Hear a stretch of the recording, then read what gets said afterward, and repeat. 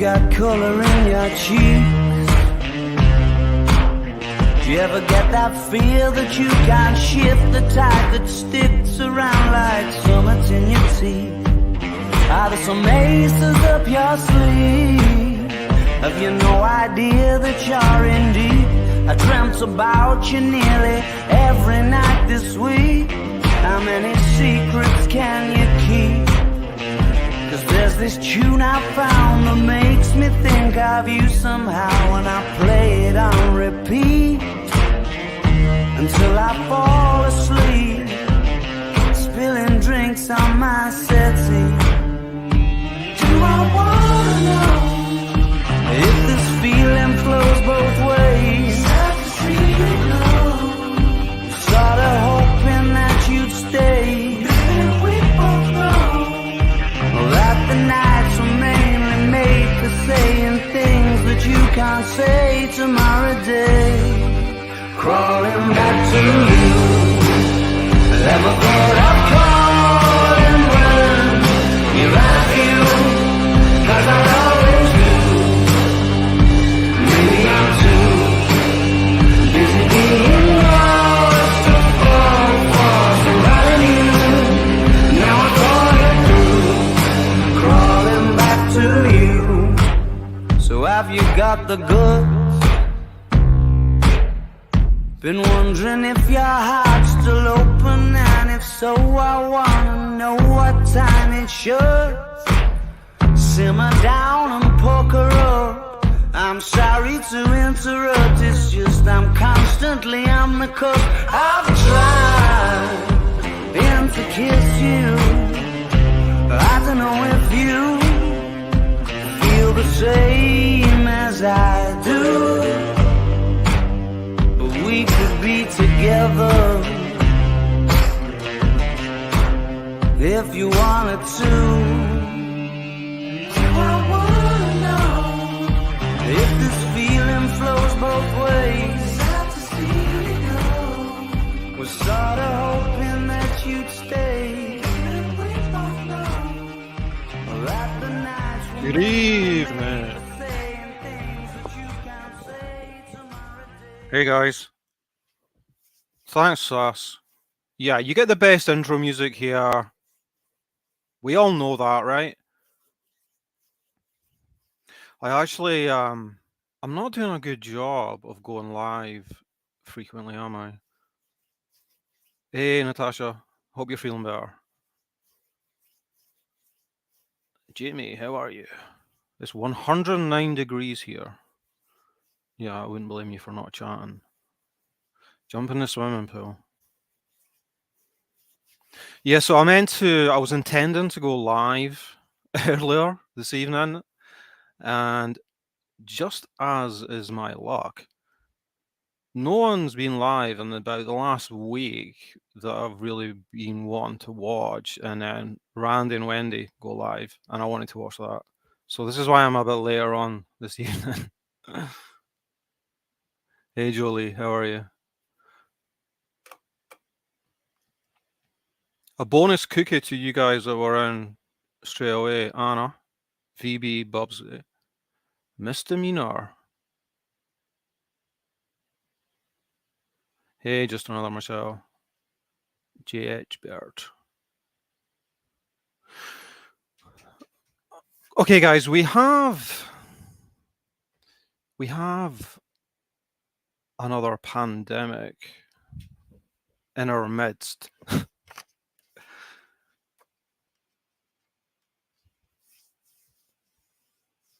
Spreading like a virus, and it has been for quite a while. Professional victimhood. Can anyone think of anyone that you may term a professional victim around here? Even as it might pertain to some true crime cases.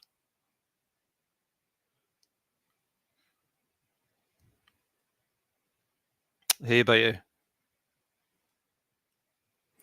Yeah, professional victimhood's become a real problem, don't you think? Besides Merb, well, can't really talk about this without referring to Merb.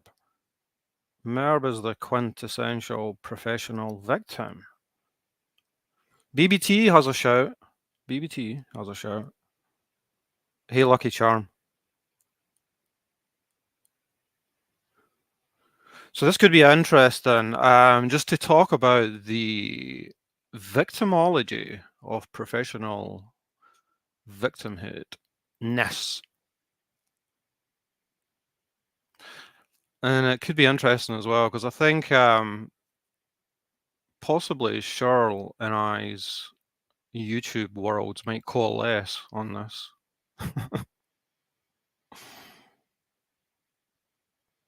Hey, Becky Slaughter.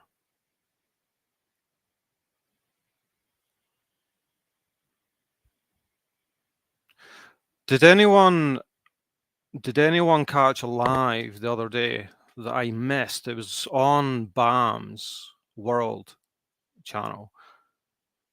For anyone that knows who Kelly the Advocate is,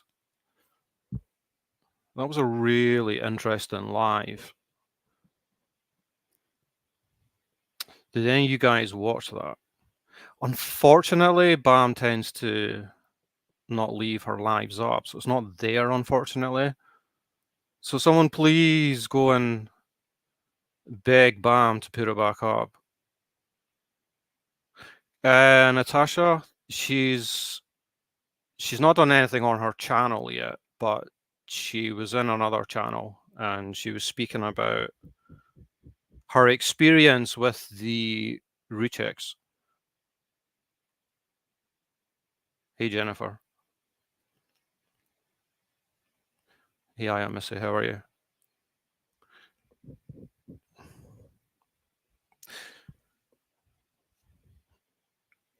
Yeah, it was very.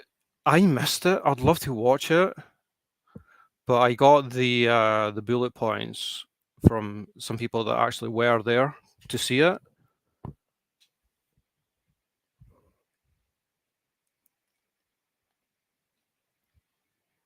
But it was very interesting to hear her experiences dealing with the rechecks, primarily Frankie Jr. And fair play to her for coming out and putting out there what she did, because she's been through it, Kelly. And it's a little bittersweet for me because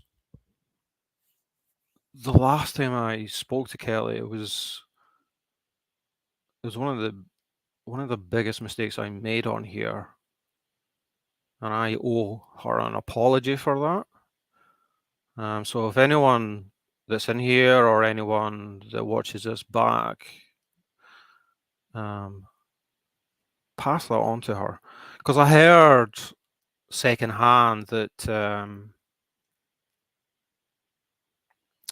she was saying that, because I think BAM was asking her if she's going to come back to YouTube, and she was having her doubts, saying that no one likes her. That's not true, Kelly. I can assure you. See, Ranger is it's not there. It's BAM made it private. I think she does that most times. But by the sounds of it, it was really interesting. I mean, I can go through and kind of summarize what she said for anyone that's interested. Because professional victimness is widespread in all spheres, and it's not limited to YouTube creators, is it?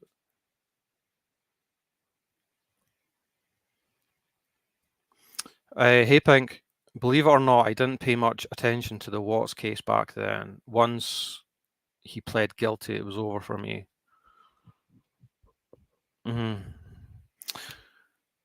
Well, I think Charlotte and I are going to talk, hopefully, about certain aspects of what went on there, and as it related to Armchair Detective, and the Uber super troll that is Martin Dehan. I'm sure Cheryl's got a few things to say. I mean, Cheryl was there from day one. As part of the truth channels that wanted to hold Armchair Detective accountable. And it's been a bit messy since then. It's kind of splintered and fractured. Hey, Cam and Chaos. Good to see you. Memory lane, right? Yeah, Natasha, I know you had a certain experience with Kelly. Like, I don't know much about that. I just have a lot of regrets about the last time I spoke to her on her panel. I was too kind of blinded a little to a certain degree by my complete contempt for Dorothy, but it was unfair to put her on the spot like that. So that's been annoying me for a while. So I was glad to be able to say that and put it out there. Hey, enough.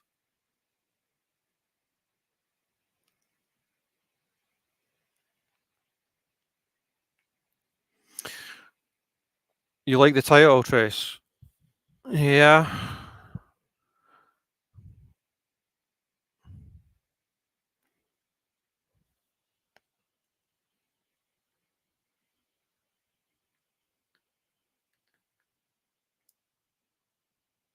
There's those that use their victimhood as a weapon, right?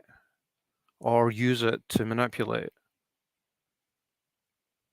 I think that's gone on with Merb. And I think it's definitely gone on with the Rucheks.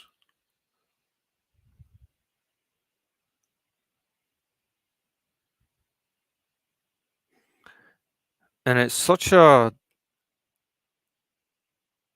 damn shame to observe it from the outside, to see the people that were asked to help, to donate,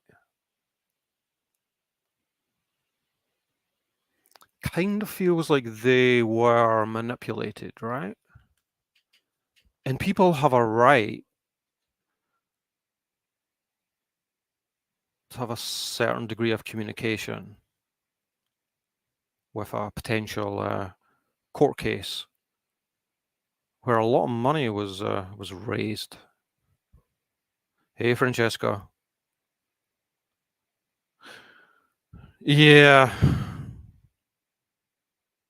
there's something so distasteful about it, Natasha. Especially when you hear hear of the experience of YouTube creators that got to know the victims, in quotation marks, and from some of the donators that have been treated like garbage, termed as evil and haters. They just wanted answers, didn't get answers, and then a good percentage of them wanted a refund, which they have a right to ask for.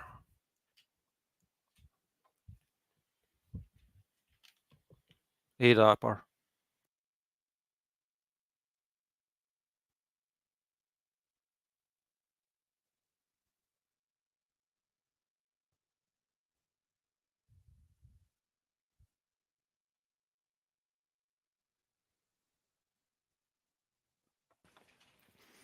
Michelle, are some still trying to get back to those donation times again or replicate it?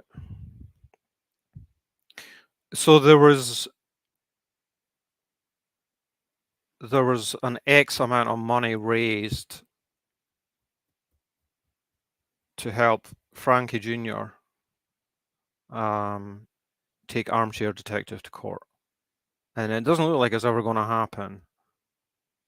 And when you observe everything that's happened, I mean, and I'm not ignorant to the fact that it was the anniversary, the 5-year anniversary yesterday.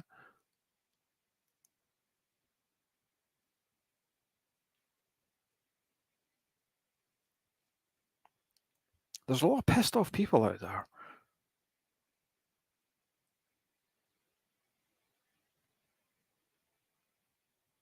Mm-hmm. Yeah. Hear you, Natasha. Right? Enough. And I'm just observing it. It's a lot of you guys that were a part of that. And obviously getting to know Cheryl, a far better understanding of what was going on there. It appears to me it was a principle. Now, I'm a lot more lukewarm in regards to Armchair Detective than a lot of you guys are, than Cheryl would be. But my understanding is that it was a principle that there are hypothetically limits to what a YouTube true crime creator can put out there. And if this apparent court case was going to be something that could bring attention to that principle, then I find it hard to argue with that, because free speech is so important. It's the most important concept we have in democracy, but it has to be tempered with some common sense. There has to be limits. And there's no, like, I was a critic of Armchair Detective 4 or 5 years ago. To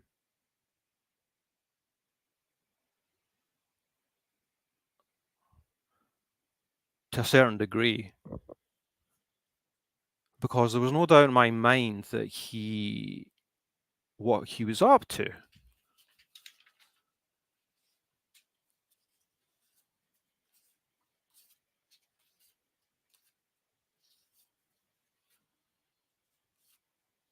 Exploiting the case, really, is what I was seeing. And I don't know if he was doing that intentionally or not. I don't actually dislike Armchair Detective. I think he's an okay guy. And as I've said in the past, to me, he's just like a used car salesman. That's the kind of vibe I get from him. He's a cheeky chappy who has some under the table tricks. But others feel way more strongly about it than that. But in terms of the actual principle, there has to be a limit, right? And it all comes down to the intentions. But intentions are so difficult to regulate for. How do you prove bad intentions? Hey, Christina. Hey, Native Pride, how are you? I agree, he is smarmy, Natasha. Yeah. I'm not a fan of his true crime at all. Cheryl says, Nuff Nuff knows a lot too. She was actually a creator in the community. Yeah, I know. And if you wanna come up and talk about it, Nuff Nuff or anyone in chat, then feel free.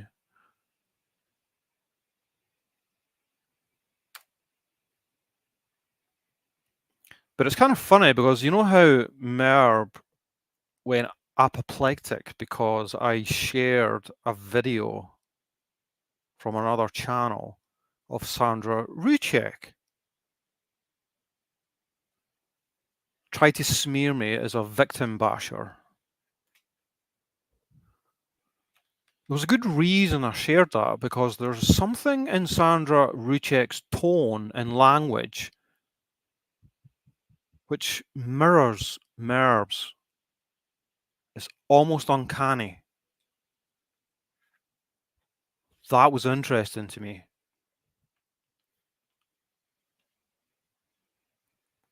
Someone can be a victim and not be the greatest person in the world. Those two things are not mutually exclusive, right?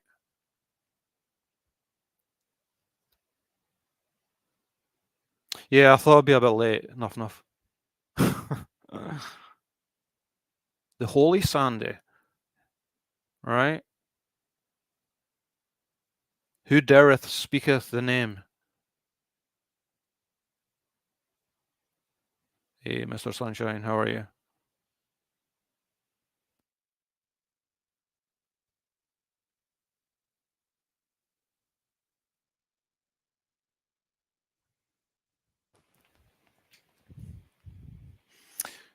Michelle says, I have seen several people say that Merv was critical of Shanann before getting in with the Rue checks.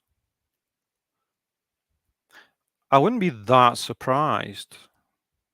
We've all heard Merv doing her true crime. She's very quick on the trigger to judge and demean characters in true crimes. So I wouldn't be surprised.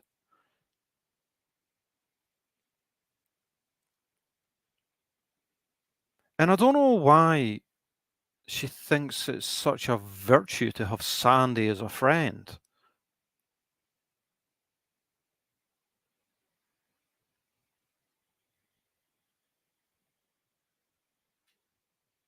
Some badge of virtue to wave at everyone. Who cares?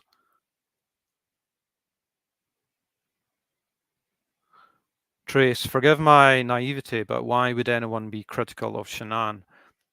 It's a tough question to answer, right? Because it depends on your views upon true crime. If there's character traits in a victim in a true crime case, are you allowed to have an opinion on that? Are you allowed to put that out there? Because I've certainly done that. And if you're not allowed, why? Why not?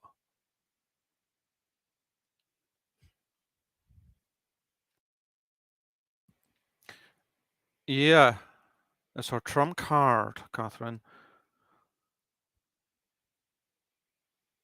And have you guys all emptied your vomit buckets after Merb's, I don't know what to call it, her plea to YouTube? I think she was rehearsing her victim impact statement with her gooey eyes up at the camera.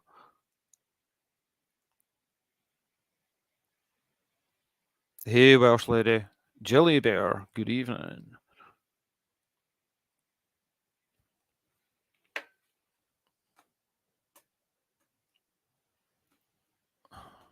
Cheryl is here.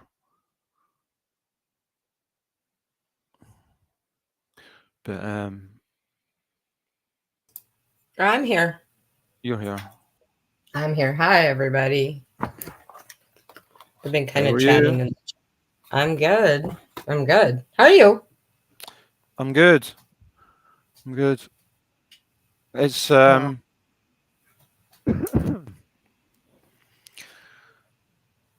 was a live that you were on there. Was it yesterday or the day before? I think it was Saturday. I think it was Saturday. Saturday. Yeah. Yeah. Yeah. So this was over at Salty Bitches channel. It's great Yeah. to see Salty live again. And I know. yeah. And you were on there. Genetic Code was up there. Lizzie came up there as well. But as best as she could be with her crappy internet. Right. Her internet is such a pain in the butt. Hey, Yeah. Francesca.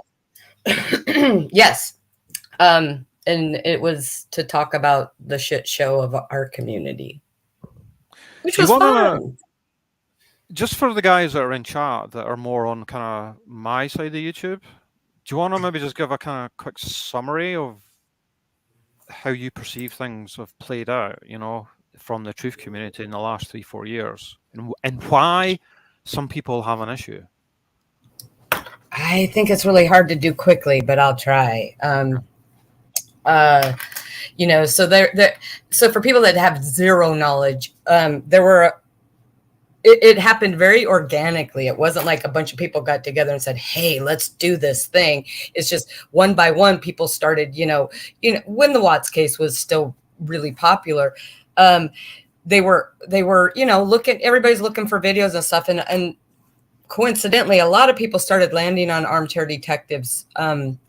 Because he had a pretty big community back then, and he was doing a lot of videos, and some people so we were called the Truth Community. I do not remember how that even started, but a lot of the people that were part of that used to be members of his, and then there were some of us like me where I had watched him, and then I just thought, what the hell is wrong with this guy? And then when I searched for him on YouTube, I started finding some videos of a few creators who had started making videos calling him out on his crap, and I thought, well, good, because what I was hearing sounds like crap. And then it just kind of organically happened that these people kind of came together, and there was there's been channels that have come and gone and some that have stayed, but basically they started making videos debunking the bullshit that he would say nightly, sometimes 2-3 times a day. So they just started debunking his crap. And so then we kind of became this community. I don't know. Like I said, I can't remember. I wish Nuff could come up here, because she was there from the beginning too. So she has a lot of history on it.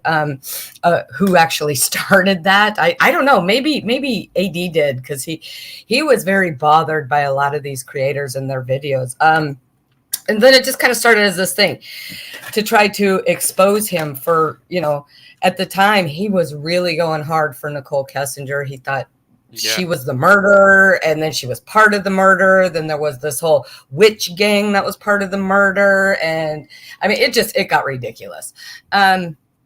So through the years, and so also really keep in mind, the Ruseks were not on YouTube at the time when all this happened. I mean, as far as I know, nobody had ever talked to any of them. We were just doing this. Okay, I'm not going to speak for everybody in the community. I'm only going to speak for me. I was doing it because the things I heard were so horrible and dangerous. He had his members out searching for Nicole Kessinger. I guess she supposedly had her name changed, had people trying to get the court records to get her address. He was putting up random pictures of people that were on the street, and there was one on the beach, and he was claiming it was her. He actually doxed somebody's apartment address, saying that was her address. I mean, it was just like, he's going to get someone hurt the way that this man was going. And then the Ruseks somehow came onto YouTube. I don't know exactly how that all started, because I really wasn't part of that. I was more, for me, it wasn't about the Ruseks. It was about what he was doing. And it was, I mean, he said some terrible things about the Ruseks. And in my opinion, regardless of how you may feel about each one of those individual people at the time, and you got to remember, this was right after the murders too. I mean, it was horrible. And we used to watch him, so because we would take clips to help, certain creators, and Nuff was one of them, make videos about him. Yes, the shadows were definitely debunked. I can get to that in a little bit. So we were watching when we saw Frank and Frankie go into his chat saying, please. Well, first they liked him for a minute. They thought, okay, this guy's going to help. But then I think after they watched him, they realized what he was saying and what he was doing. So then they asked him to stop. Please stop with the conspiracy theories, and it just blew up from there. He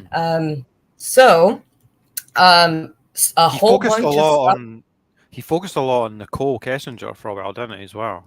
Well, for the majority of it, yes. But he went so low as saying that, Sandy Rusek was part of the plan, her and Nicole Atkinson, that they had something to do with it, that Frankie was actually there at the time. He had something to do with it. I mean, these are all conspiracies that he had said throughout time.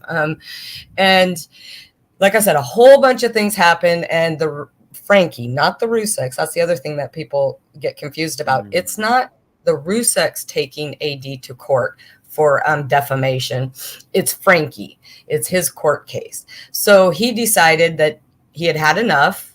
And he was going to, because it seemed like the more that our community tried to debunk him, the more AD got mad and upped his game on lunacy.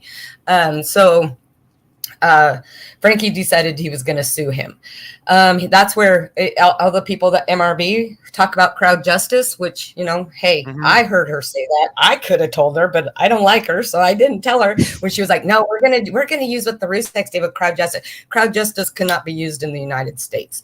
It's used for Frankie's case because it's UK based, because that's where AD is at. So he's suing him in the UK, but you can't do crowd justice in the United States. You can't use that particular avenue for crowdsourcing. So crowd justice, he started that. We did a little bit of our own research into it and how it works. And we thought, okay, this is pretty legitimate. So as a community, we thought, you know, how can we help him raise some money to do this? We did a live-a-thon at the time, a whole bunch of creators. We did, I think it was a 24-hour live-a-thon. And then I think we had 6 creators that did 3 different time slots. 3 or 4, well, maybe it was more than 6, and a couple of them did a couple hours, but they did their own, you know, there'd be like a few hours, and we were selling things. You know, people would donate, like somebody knows how to crochet, they donated a bunch of stuff, and then people would bid on them, and then they would pay into the crowd justice. And anyway, so we did that, and then that was in 2021. And so where the problem lies in my community, the genesis of it was there was a particular person who I was very good friends with, and so was Nuff Nuff, and people know, like, Carrie. 72 hours? That's 3 days. We didn't do 3 days constant. I mean, maybe I only went to sleep after 24, so I don't know. But you're taking shifts. I did out of the, because I'm not a creator. Just Abington, yes. Just so everybody knows, I'm not a creator. I just help creators that want help, you know. So I was on each one of those panels, help kind of keep things organized for the for the fundraiser. And I did fall asleep one time in 24 hours, I think, for like an hour. All right. So anyways, there was a person that I was very close to and friends with, not just on YouTube. Nuff Nuff was one of them. Carrie, who's also another one of your mods. Happy Thoughts, who's another one of your mods. And if anybody knows stand up, we were all really good friends with her. She had told the community that she was a medically retired lawyer. So she was helping the Rusaks get a copyright on all of Shanann's pictures and videos from her Facebook, because AD was using them all the time. So if they could get get a copyright number, then we could strike him for copyright claim. And she was this ex-UK lawyer, and she was supposedly doing this. Long story short, it turned out that that was not the case. And the 5 of us that were really good friends with her, we actually, well, technically it was Nuff Nuff and Stand Up who said it first. They went up on a particular channel's live because we had tried. Yeah, we had tried really hard to get our friend to tell us the truth, because we started doubting her. We're like, okay, you don't need to tell the whole community. Just tell us, give us some sort of proof, and we'll go out into the community and say, hey, if you trust me, trust that I've seen this and I believe it. But I said, we can't do that in good conscience if you don't show us something, because there started to be a lot of questions because things were not looking right. She never showed us proof. She had multiple excuses why. So they went up on a panel, and then subsequently the other 3 of us ended up going up there to back them up. And we exposed it. We tried for several months behind the scenes to get her to, help us, admit it, and we'll deal with the fallout, or show us the proof and we'll go out there and we'll blah, blah, blah, blah.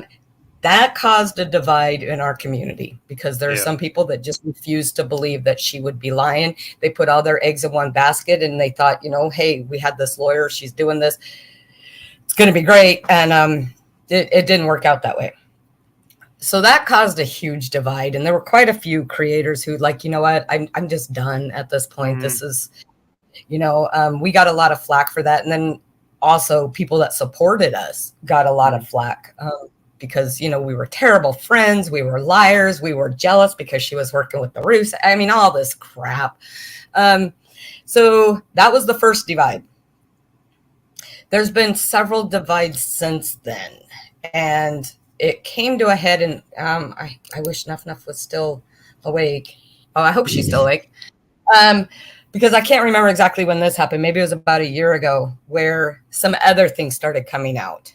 That other people were not aware of, about not just the Rusek family, but about some of the people that are still supporting them. And then it just got ugly. Yeah, then it just got ugly. There's a few channels right now who still adamantly swear that if you're not making videos about AD, then you're not supporting the family. And if you don't think that, this is my paraphrasing, you don't think that the Ruseks walk on water, then you're not supporting the family. And it's just caused this ugly divide. And again, there's so many other little things that have happened that have caused it. But so our community is basically just like a completely broken family right now. We've got creators going after other creators. It doesn't have anything to do with AD anymore. It's kind of ridiculous. But for a lot of them who are now calling it out, going, hey, wait a minute. We were under the, okay, sorry, I got to back up really quick. So one creator that supports the Rusek came out with a video not long ago, like a month ago or 2 months ago or something, making some sort of statement like, so what if Frankie wants to settle for a monetary amount? He deserves that 60,000. And first, a lot of people are like, wait, I cannot what? believe that. My jaw hit the floor there when I seen that. Yeah. It was, first off, we didn't donate money to try to help you get a settlement. It was to make it where you could get a judgment against him. And one of the stipulations of that judgment is that he needs to leave friggin' YouTube, because we can talk about it, but it's not that big. It wasn't just this case. He's done this. We have many examples of how he's been very harmful and hurtful to other victims' families, and victims themselves, bringing, a convicted pedophile into his own community and encouraging his subs to be pen pals with this guy. I mean, all this crazy stuff. So a lot of people got upset about that. And then more things came out about Frankie that upset a lot of people. And they're like, okay, I did not know that about you. And now that I do, I want my money back, because first off, you're not doing what you said you were going to do. If you're going to take a settlement, again, it's also been 2 years since this happened. And how many times has he communicated in the last 2 years in regards to updating people regarding? Well, the updates on the crowd justice, I think he's done 2. In 2 years? 2, possibly 3. So for the first year, he was in comments a lot. And this was when the community split, because it split not long after that crowd justice live-a-thon that we had. So he was in a lot of comments back then, but then he kind of started fading away. Sandy also. And then I heard MRB say that Sandy is no longer on YouTube. And that makes sense, because I mean, I haven't. But then again, I don't go to a lot of channels anymore, so I haven't seen her anywhere. So yeah, that's the other problem. He's not, 2 times. He's not been very transparent. And what we have always had crammed down our throat was that it's a legal matter. It can't be talked about. And I have always said on every live, nobody's asking you for any legal updates. Even if you say, hey, we're still working on this, there's no progress that I can actually report on at the moment, but just want you to know we're still but even no update is an update. But that's not what was happening. So then there's another group of people who are just feel really, really manipulated and lied to, and they want their money back that they had donated. I wasn't part of all of the the live-a-thon. There was a couple other creators that were coordinating people getting addresses to the people that needed the addresses so they could send the things that they bought. And from what I've heard, that there's been quite a few people that didn't get the things that they had actually paid for, which because the coordination with those other two creators just never really happened. So that really sucks. I mean, I know I bought something and it took quite a few months before I got it. And it wasn't, yeah, I'm just going to leave it at that. It wasn't another creator that should have been sending it to me. Anyway, so that happened. Right, okay. Yeah, Frankie could have made a lot of money on his own channel. Yes. And I guess now I heard someone say that he now has membership on his own channel. I don't know what that really means, since he doesn't do videos. He doesn't do lives. He'll put out a community post.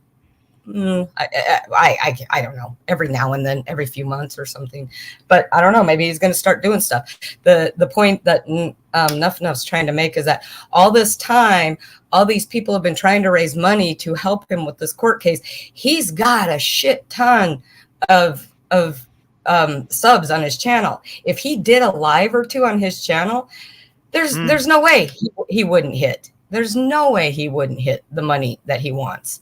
So there are a lot of people that are just kind of sick and tired of, from a few other of the creators, the few channels that still support the Ruseks, trying to shame people.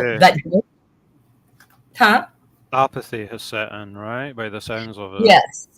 Yes. Now there's some of us. Well, actually, there's more than what they think. Let's put it that way. That we still want AD removed from this platform. I mean, I could give you 100 examples. I can point you to 100 videos that show. And it's not just because we don't like this guy. It's not because of the free speech. Like, I live here in the US. I'm all about the friggin' free speech. But you can't yell fire in the middle of a crowded theater. We all know that. There are just certain things you cannot say. Clearly, he's been able to say these things, but when you outright call someone a murderer and you're trying to get, a whole mob of people, and this was back when he used to get like almost 1,000 people in his chat, to try to track this person down, and you're reading these comments from these people. Like one of his subs, once he posted the address of her supposed new apartment, which I'm sure wasn't hers. But even if it was, I mean, clearly you're putting someone in danger. There was someone in his chat that said something like, she doesn't live that far from there. She has a concealed weapons permit, and she has a German Shepherd. So maybe she'll pay her a visit. Now, that may not ever happen, but the address was right there for God and everybody to see. So, whether it was Nicole Kessinger's or some innocent person, yeah, he's done some really disgusting things, all for the sake of money, all for money. And he learned that the hard way. The more conspiratorial that his content was, the more money he made. So there's a bunch of us who think that should not be allowed on this platform at all. I mean, it's just not okay. And I see it in yours. I mean, actually, to tell you the truth, no matter what my community is doing, your community, shit, geez.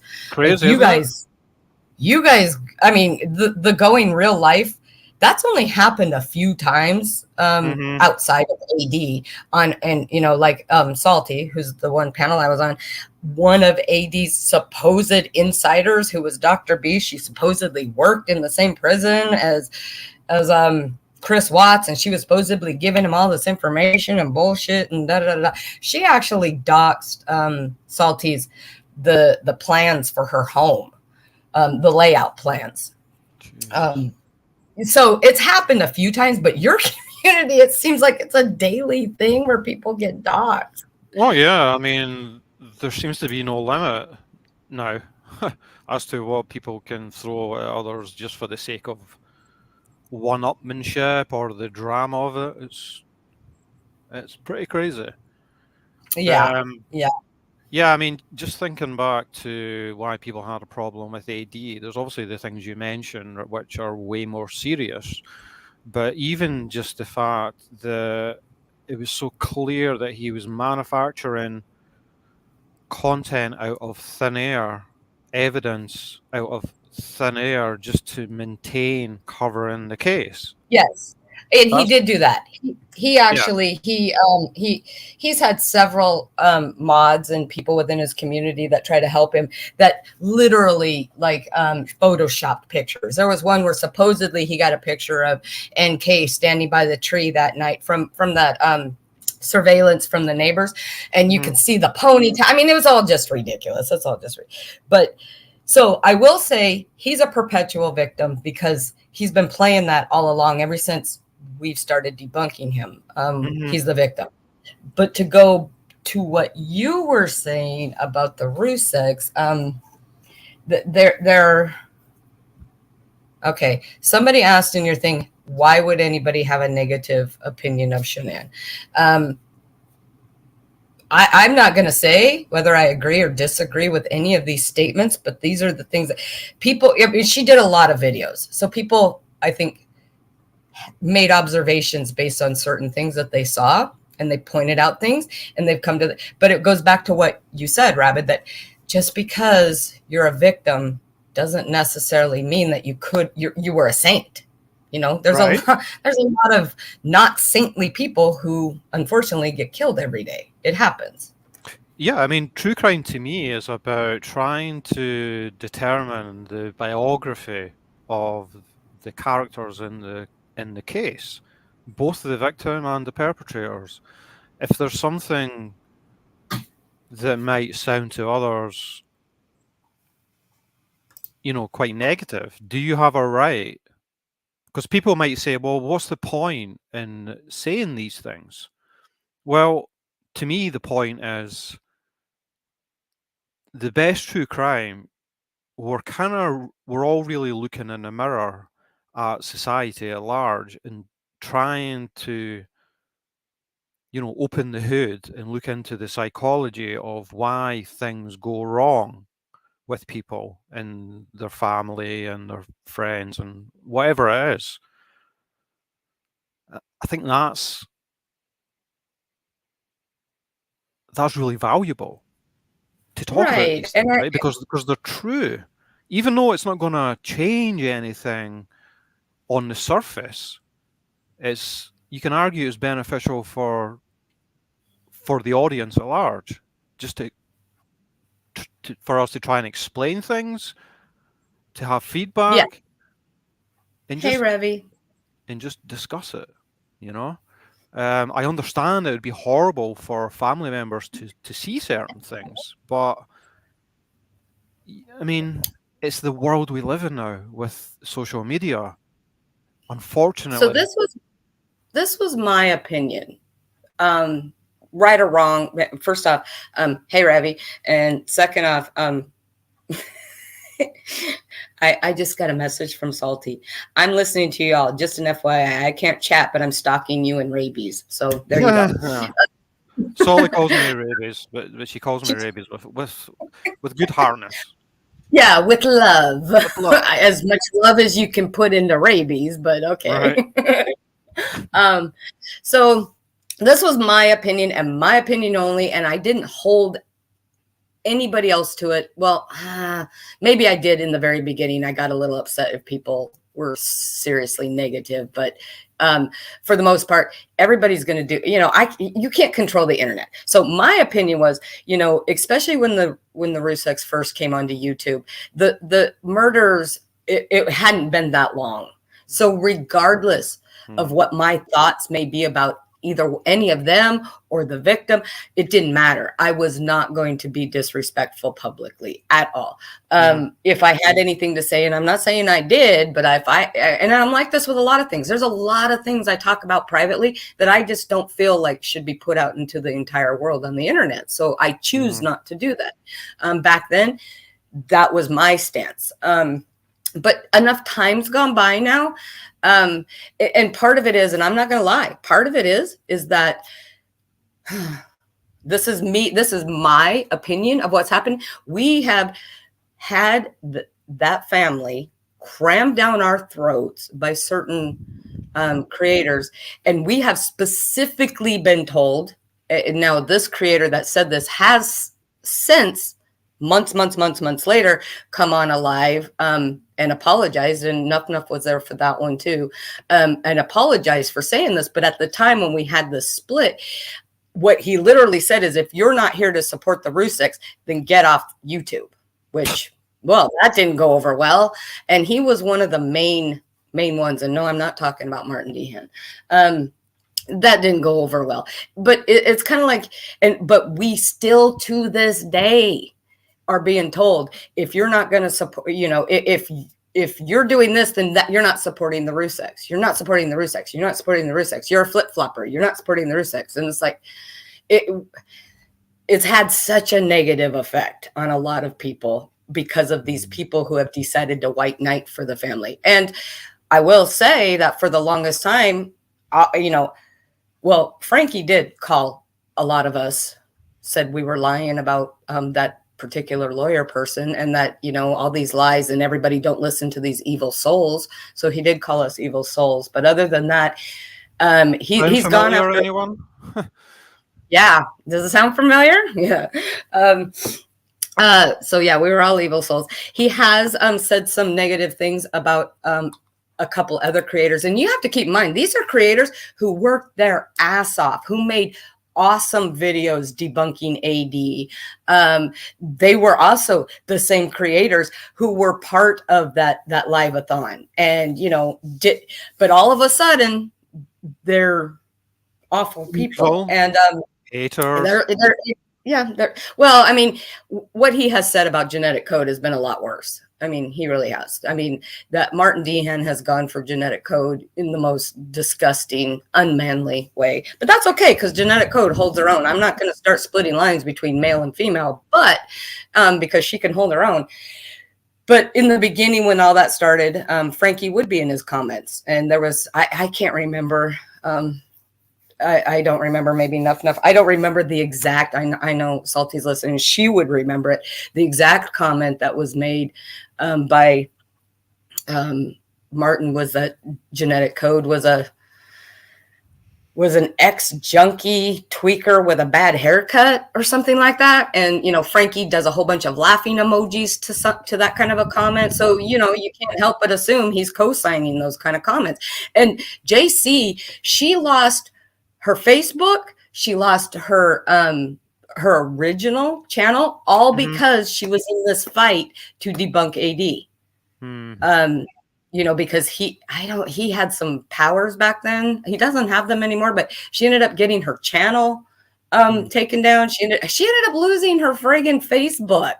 I can believe it. Yeah. I mean, do you remember Lex Kalia? Or Lex? Yes, Lex got taken down. Lex was awesome. She got taken down. Yeah. There's so many channels that were taken down. But even though JC got taken down, I didn't know her very well back then, but she kind of took a break for a minute because it was pretty devastating. But then she came back. She came right back, started a new channel, started getting right back into business again, And the minute that we said something that they didn't want to hear, all of a sudden, she's the devil, and all these horrible things are being said. And that's pretty much happened to all of us, because when we came out and exposed that our friend was not a lawyer, he was helping the Rusiks with those copyright claims. This is a law. This is someone that was presenting as a lawyer that was coordinating with Frankie, right? Yes. Oh, so she just texted me. What he called her was a washed up junkie DJ with a bad haircut. And then Frankie proceeds to think that's classy, Martin. Yeah, Frankie thought that was really funny. And yes, it's gotten to the point where he's ridiculing her sexuality now. This is Martin Dehan, not Frankie. But and he's the most vocal supporter of Frankie, right? This guy.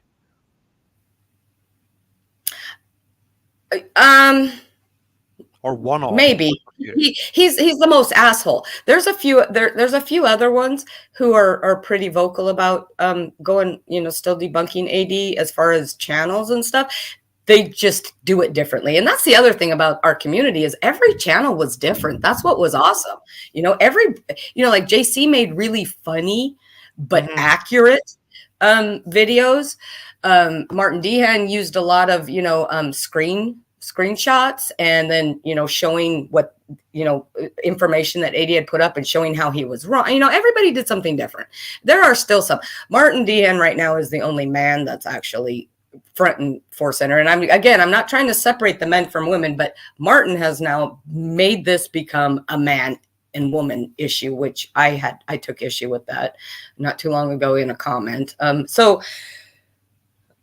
sorry, I was just reading that comment again. Say something. I was gonna say something. I don't even remember what else happens. I know. I mean, I know I was talking about Frankie co-signing on some of those really awful things. Oh, that's it. Because when we all came out and we said, look, we do not believe she's a lawyer. As somebody who sat in a private chat with this woman for 2 years or a year or 2 years, and we were very good friends with her. Blah, blah, blah, blah, blah.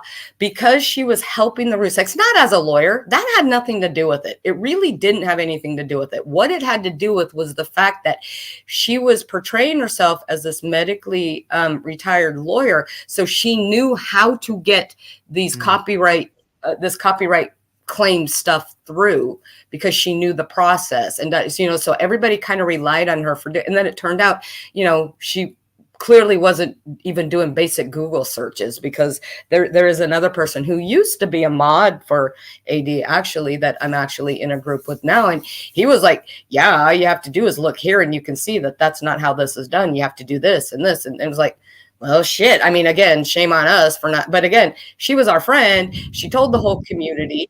Everybody thought she was a lawyer, so they trusted her. And anyways, when all that happened, even though her being a lawyer has nothing to do with it, anybody could help the Ruseks submit copyright claims. She didn't need to be a lawyer. But they came out and said that basically we were lying, that Claire was a lawyer. In fact, that's what Sandy specifically said. She is a lawyer, blah, blah, blah. And there were a few other people who said, she's a lawyer. We know, we saw it. And we're like, well, that's funny that she showed you. But the 5 of us who, we've been in this private chat for 2 years and know everything about each other upside down and sideways, she couldn't even show us a business card.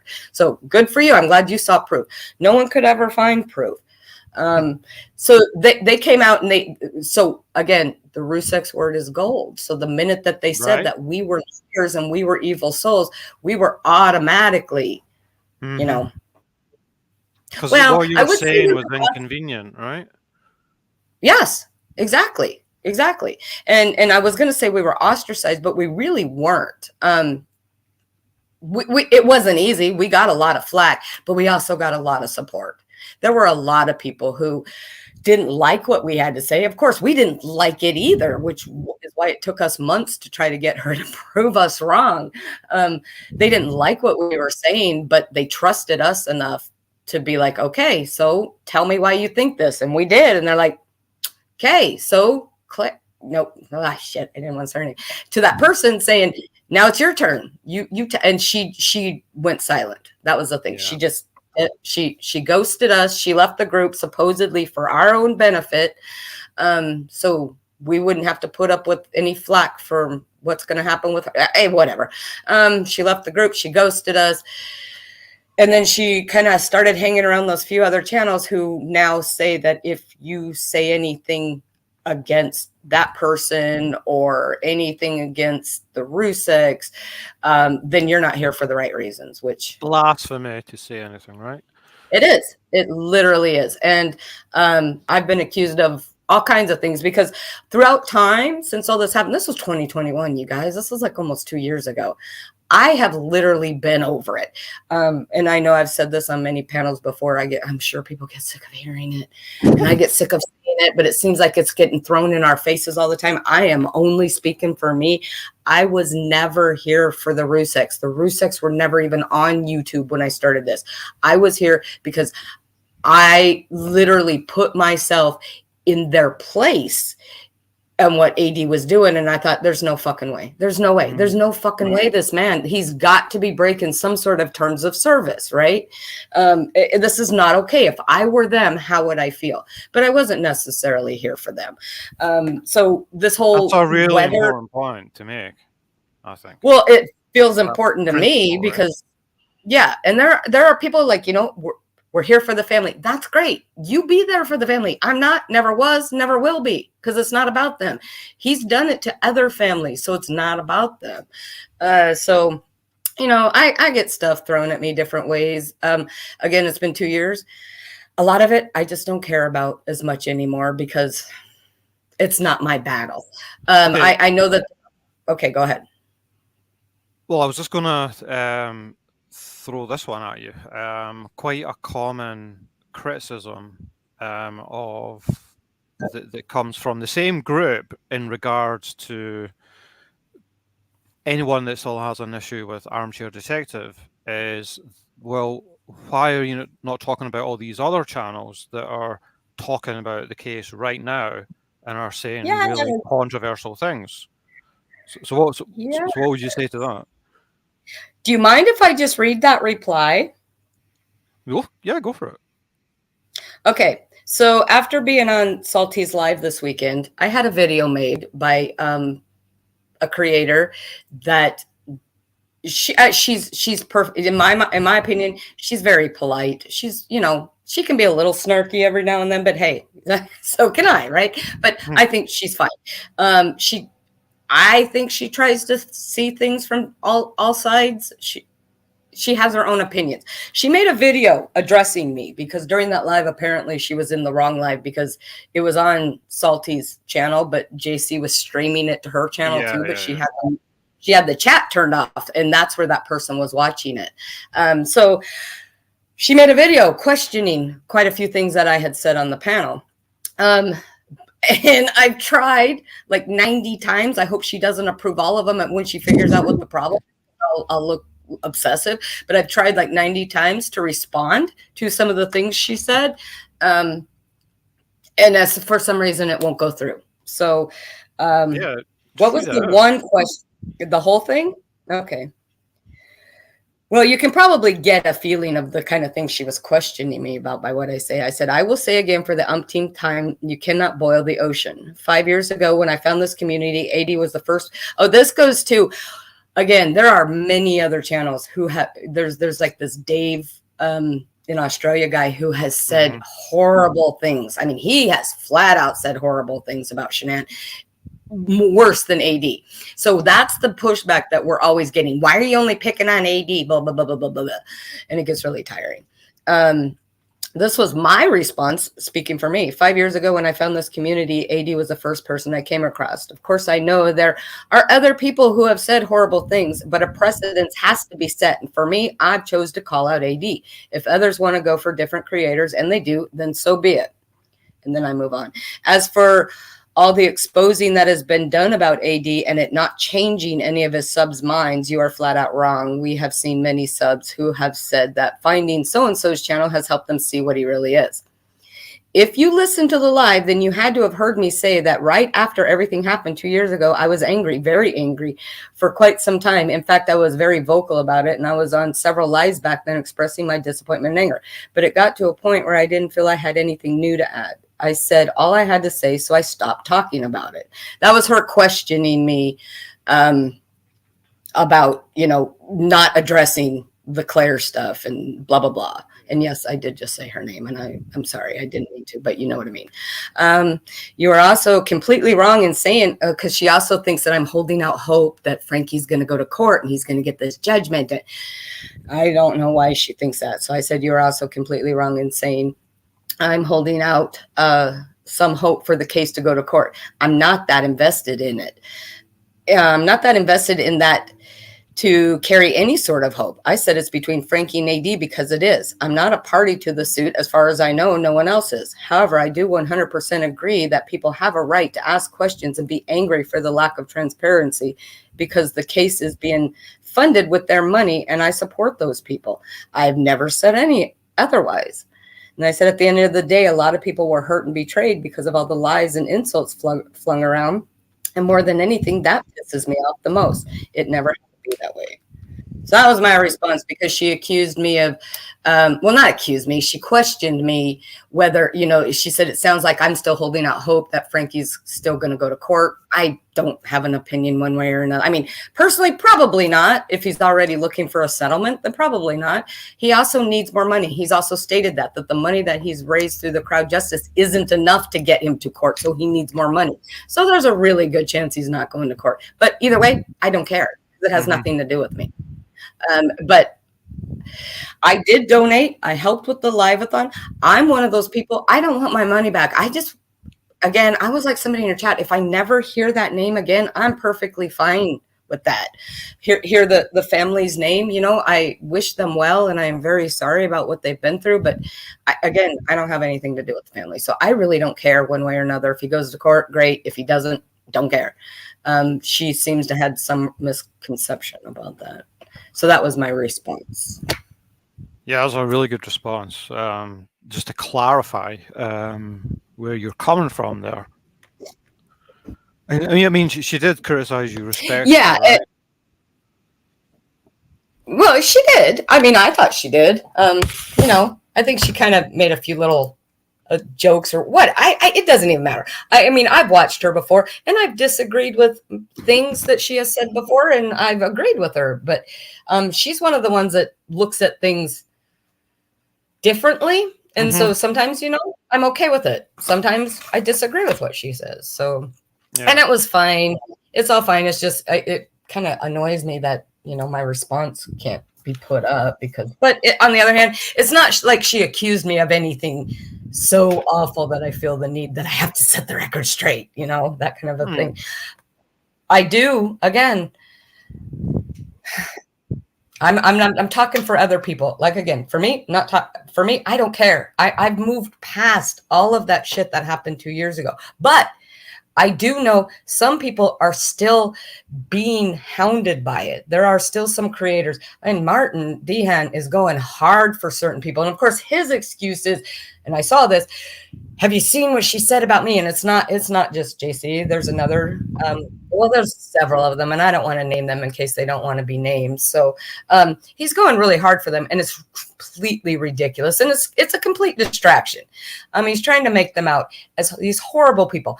All they are, they're people that feel like they got lied to, that they got duped, and they wanted answers. But again, and this is what I told you the other day, when people first came out and started questioning things, nobody was rude. Nobody was mean. Nobody was hateful. They just like, wait. All right, we have some questions. And they were told to basically, me paraphrasing, sit down and shut the fuck up. That's what they were basically told. So that got people angry, and then they got more angry, and the more silence and the stonewall and the whitewash that was happening from those other creators that basically tried to shame everybody into shutting up, the more angry they got. So here we are 2 years later with a lot of anger, and it gets directed in a lot of different directions. You're on mute.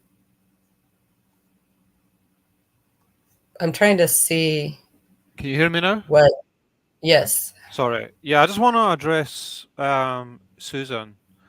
She says, can I just ask, what's the difference in AD saying he thinks others are involved in the case, and with Lizzie saying the parents are involved in the Madeleine McCann case?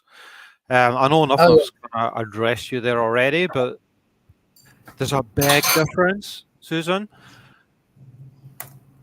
Well, first off, Lizzie doesn't make up quote unquote fake proof to show what she's trying to say. AD did. He manufactured supposed,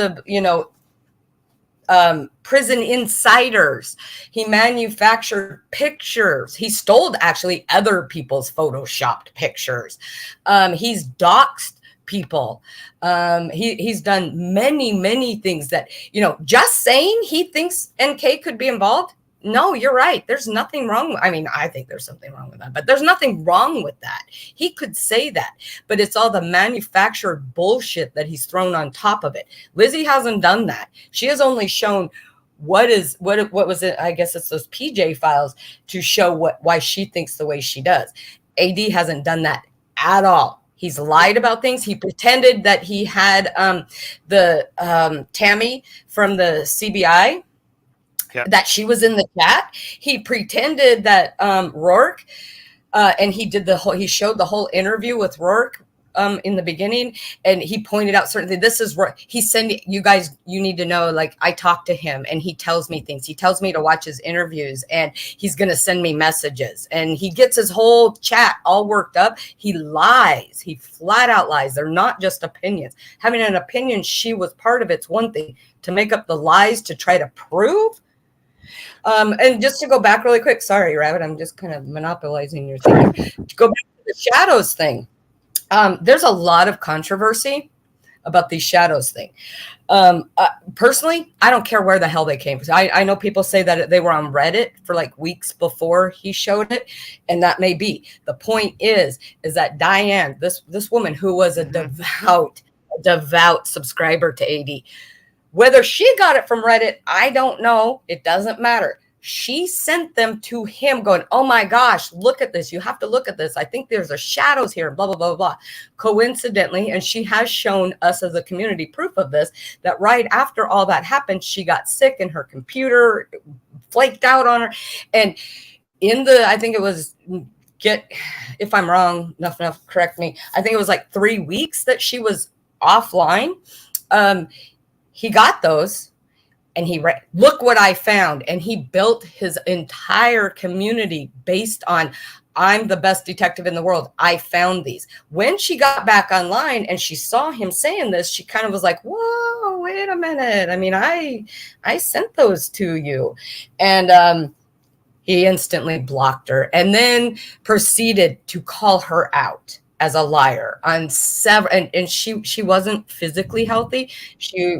She was battling some mental health issues at the time too, and it devastated her. I mean, because some of those people are literally almost like cult members when it came to AD back then, and it devastated her. Somehow she found her way into our community, and thankfully she became a very good friend to a lot of people, and she has passed. So rest in peace, Diane. She has passed since then,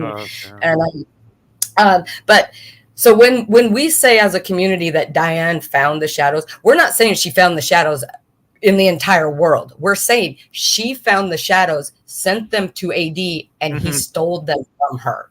She didn't want the credit necessarily, but literally for a year, I'm the best detective. Oh my God, AD, you are so great. I can't even believe, how'd you even see that? You're so great. You're so great. And he's been chasing that dragon ever since, trying to find the next quote unquote shadow in something, to the point of manufacturing quote unquote evidence. So that's the whole shadow. In telling his audience the investigators got this from him, basically, when they were described. Yes, he did. The whole red car. I mean, again, there's so many things, but at one point he basically had a block party going on outside, the Watts house. There were cars coming and going, picking up NK and then picking up Troy and blah, blah, blah. He had one mod who said her ex-husband, I think it was her ex-husband, had worked for the FBI. So she was getting information from the FBI. And yes, there was a red car and they're investigating this red car. And he went with that for the longest time. And it was gross. So when people wonder why we go for him, again, a lot of us went for him because he was at the time, there were a few of them that I came across, like Miss Mensa, who clearly was not a Shanann fan from the word go. But, he was a bigger channel and he was literally bringing in thousands of dollars a night with these outlandish, horrible things that he was saying. He was insinuating that the children had been molested and he had known this information, but he's going to spare his subs and not tell them all the details. I mean, just all this stuff. So he was the first one. Now, since then, there have been many, and I think it was enough that said it, that, Dave came in on his coattails. Well, he did. Well, again, as a smaller type community, we can't go for everybody at once. There has to be a precedent set. That's what I said in that response.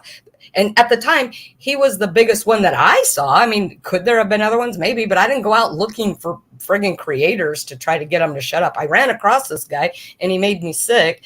And I thought, hey, you know, there's some other channels that, you know, see the same thing I do. I'm going to support these channels. And it just kind of happened that way. So that's how that happened. And I think that's such an important, crucial point, Susan. There is no doubt whatsoever, no matter whether you agree or disagree with Lizzie, she is genuine in what she puts out there. That's the and Lizzie doesn't make money. Keep that in mind too. Lizzie's never made a cent.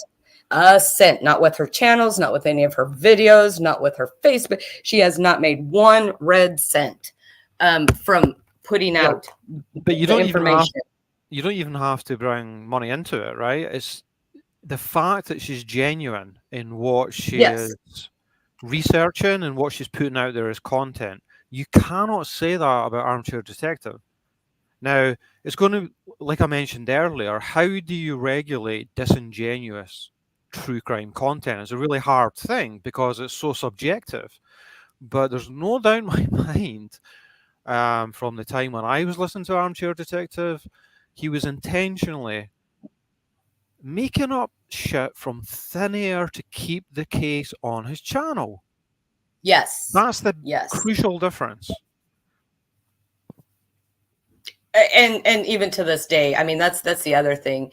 It comes across as, you know, he has been saying this a lot. I haven't talked about the Watts case in months. Well, it hasn't really been months, but he got pissed off the other day.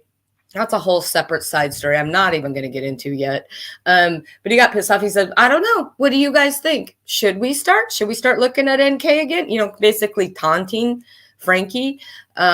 You know, he's just a repulsive man. And I know when I'm telling you guys this, if you don't know him, it all just kind of sounds benign, but it's really not. He's just a repulsive man. All I can say is just watch his video if you can. But I will warn you, if you can't stomach MRB, you probably aren't going to be able to stomach him. Because they're kind of cut from the same cloth. Yeah, I just want to read out Kindness Cake's comment here. We're good friends, and Kindness Cake knows that we kind of. Oh yeah. You go. Yeah. Kindness goes into BAMS, doesn't she? Yeah. I see. Yeah, I've seen her in there. Yeah. Kindness Cake and I agree on a lot of things, I can assure you, but we see Armchair Detective slightly different. But I want to read out her comment because it's, to be fair, right? She says, in trying to bring AD down for his fabrications, the most terrible fabrications have been made about him, e.g. sex farm in Thailand, child trafficking, and worst of all, the P word, to name just a few. So what would you... And obviously there's the recent thing with this super chuffer asshole, what he's tried to say about Armchair Detective. And that is... like, in my mind, to call out Armchair Detective for what, in my mind, is some pretty dodgy, disingenuous content, you have to acknowledge what has been thrown at him and what he's been through. And the prime example is this super chuffer thing recently, right?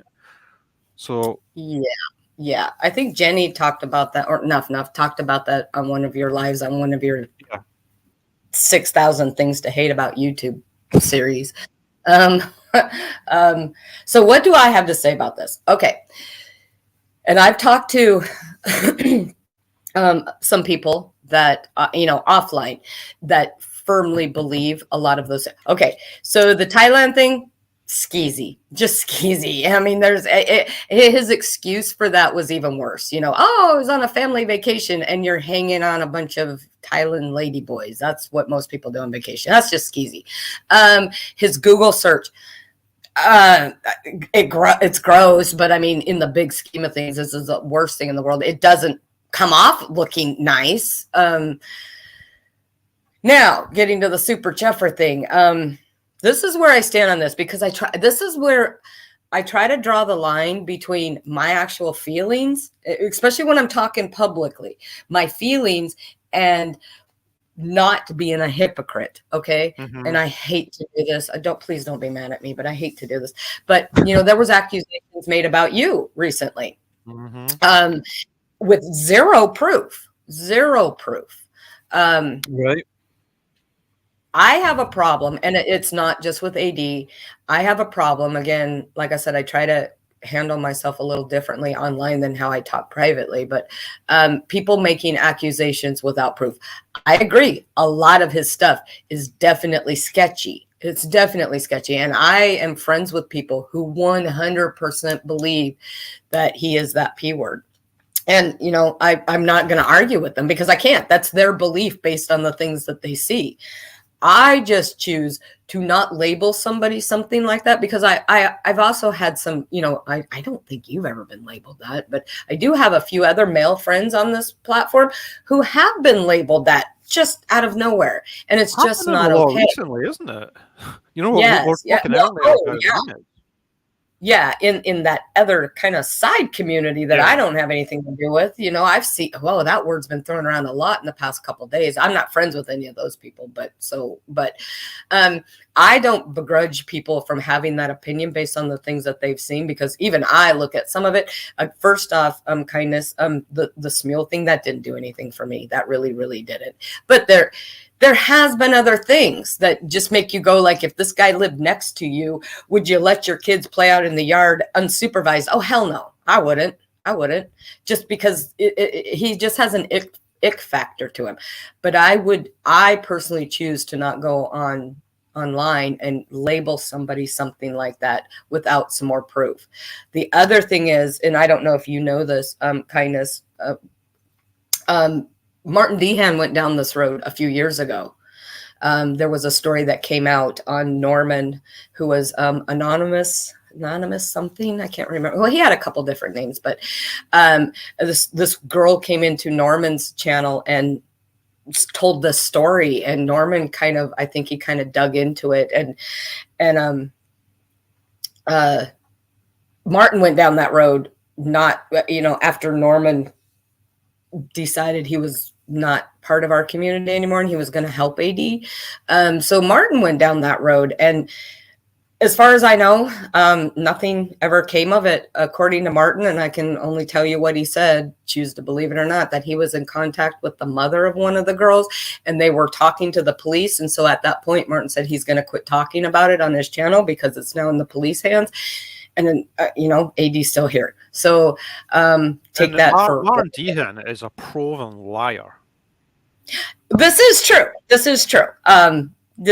He's claimed to talk to about as many people, important people involved with all this, as AD has, almost, to tell you the truth. Supposedly he was talking to Nicole Kessinger's dad, and they were working on suing AD. I mean, he's told a lot of lies, but he did go down that road.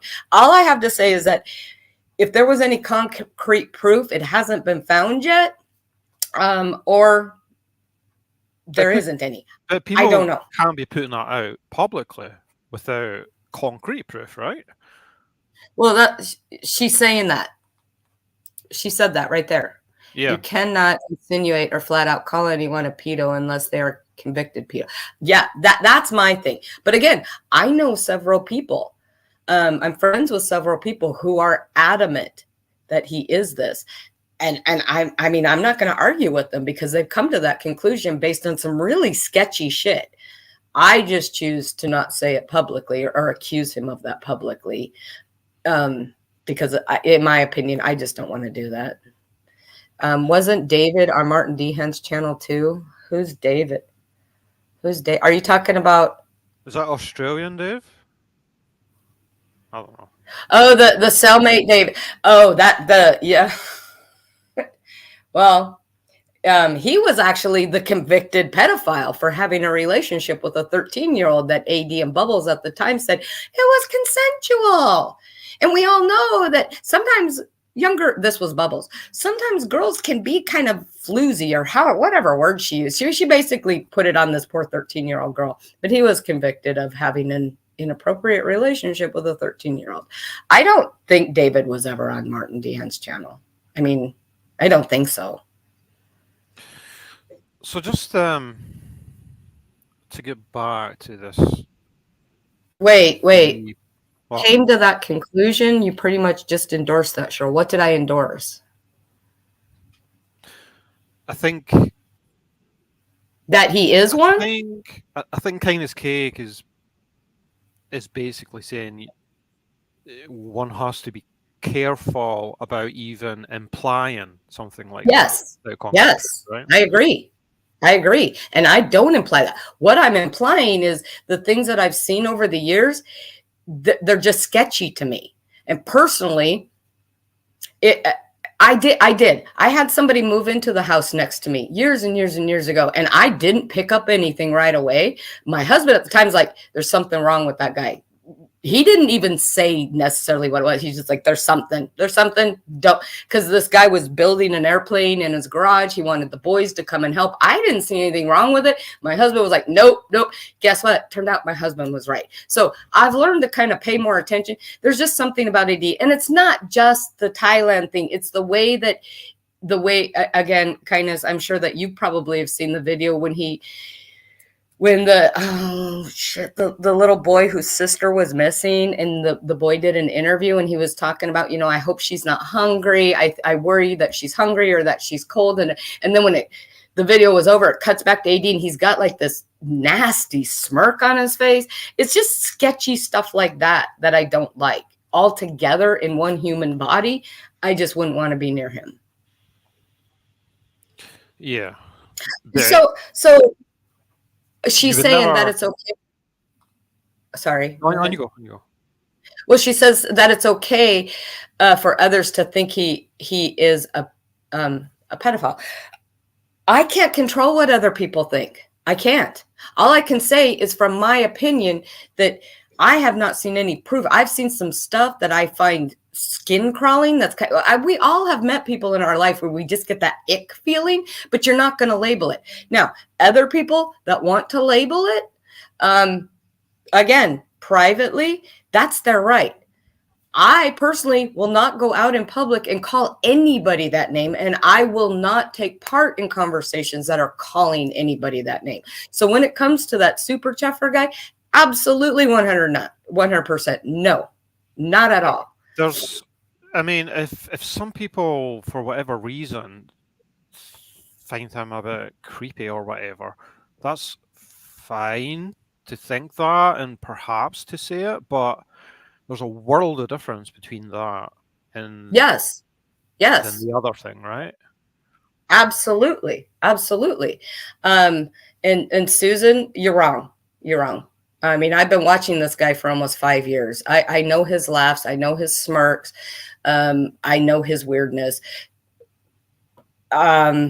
He's a con man and he's a showman. There isn't anything about nerves with that man. He's never nervous because he's always on. That's what he does. That's what he's done before he came to YouTube. He's a businessman. He talks. I do not believe any of it's nerves. So I'm going to disagree with you. Do you smile, tackle?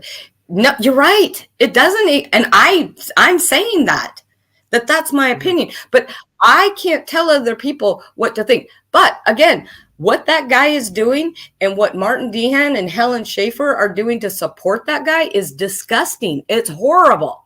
Nobody should ever be. Yeah. It would be like people. It was like the people in Dorothy's chat who were just taking Dorothy's word for it because they really like Dorothy and going, yeah, well, we saw that. There were people going, man, I really like Rabid. I can't believe that. That's bullshit. No, I don't endorse any of that.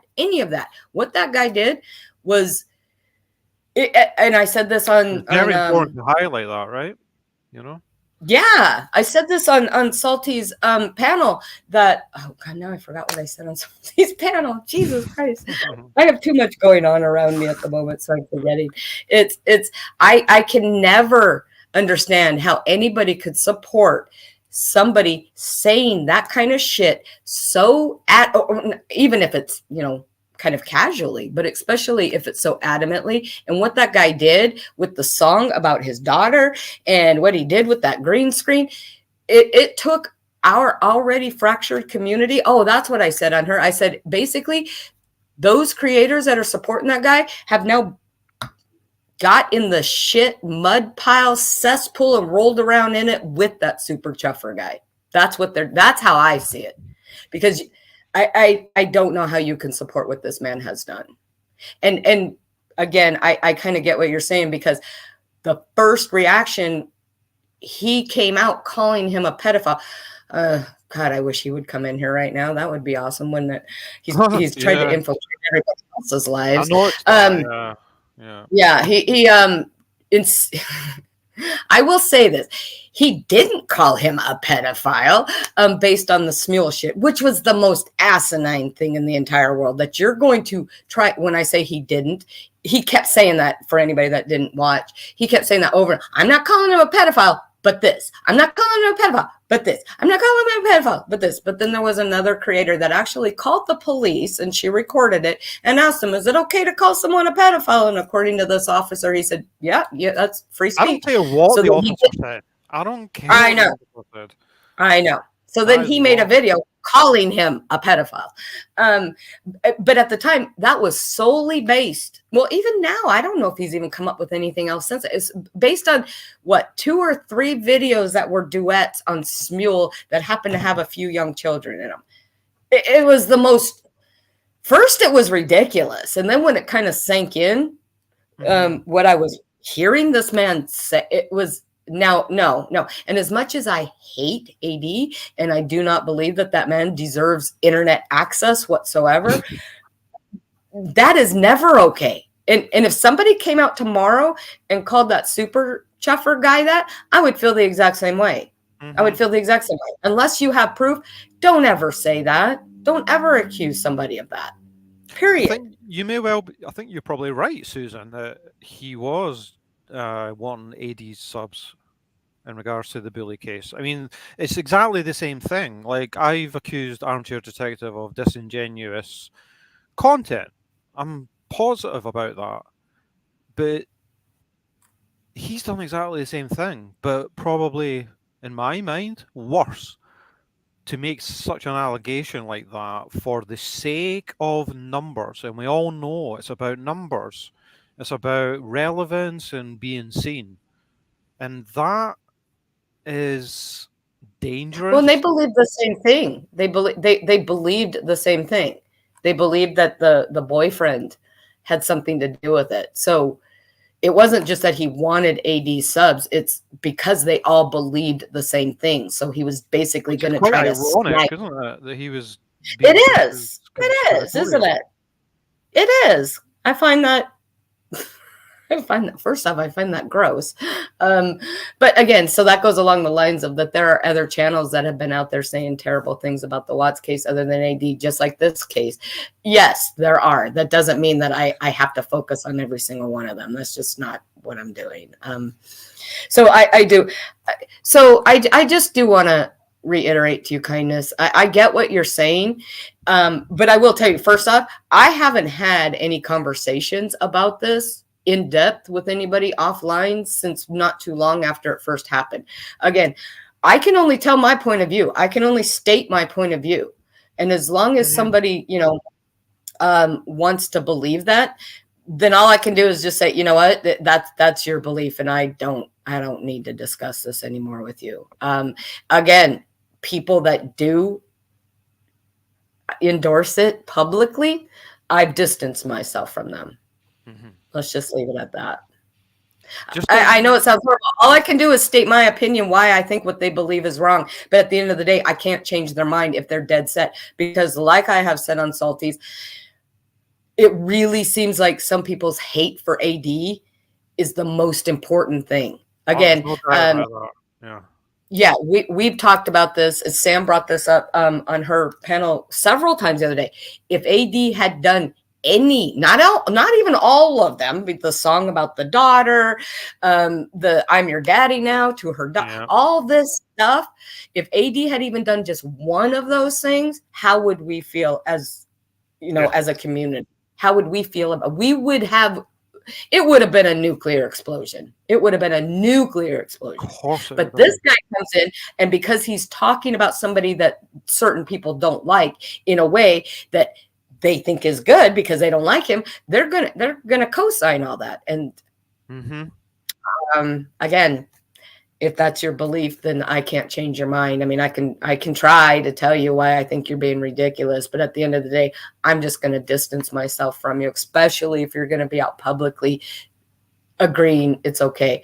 Again, several men on this platform that I'm friends with have been accused of the same thing, and it's been infuriating because that's a stigma that you just can't get rid of.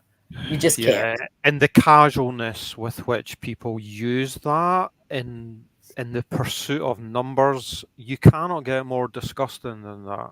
And that's the important point, Susan, yes, he did. I don't know how long you've been a sub of his, but yes, he blatantly accused many people of being involved in the murder, and the least being Chris Watts.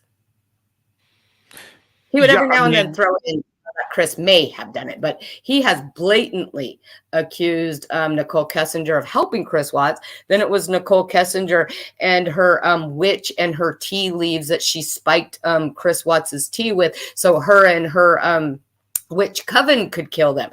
He accused Frankie of being part of that. Part of the murders. He accused Sandy and Nicole Atkinson of being part of the murders. He's accused Troy of being part of it. He has accused everybody but Chris Watts for the majority of the time. So here's 3 years.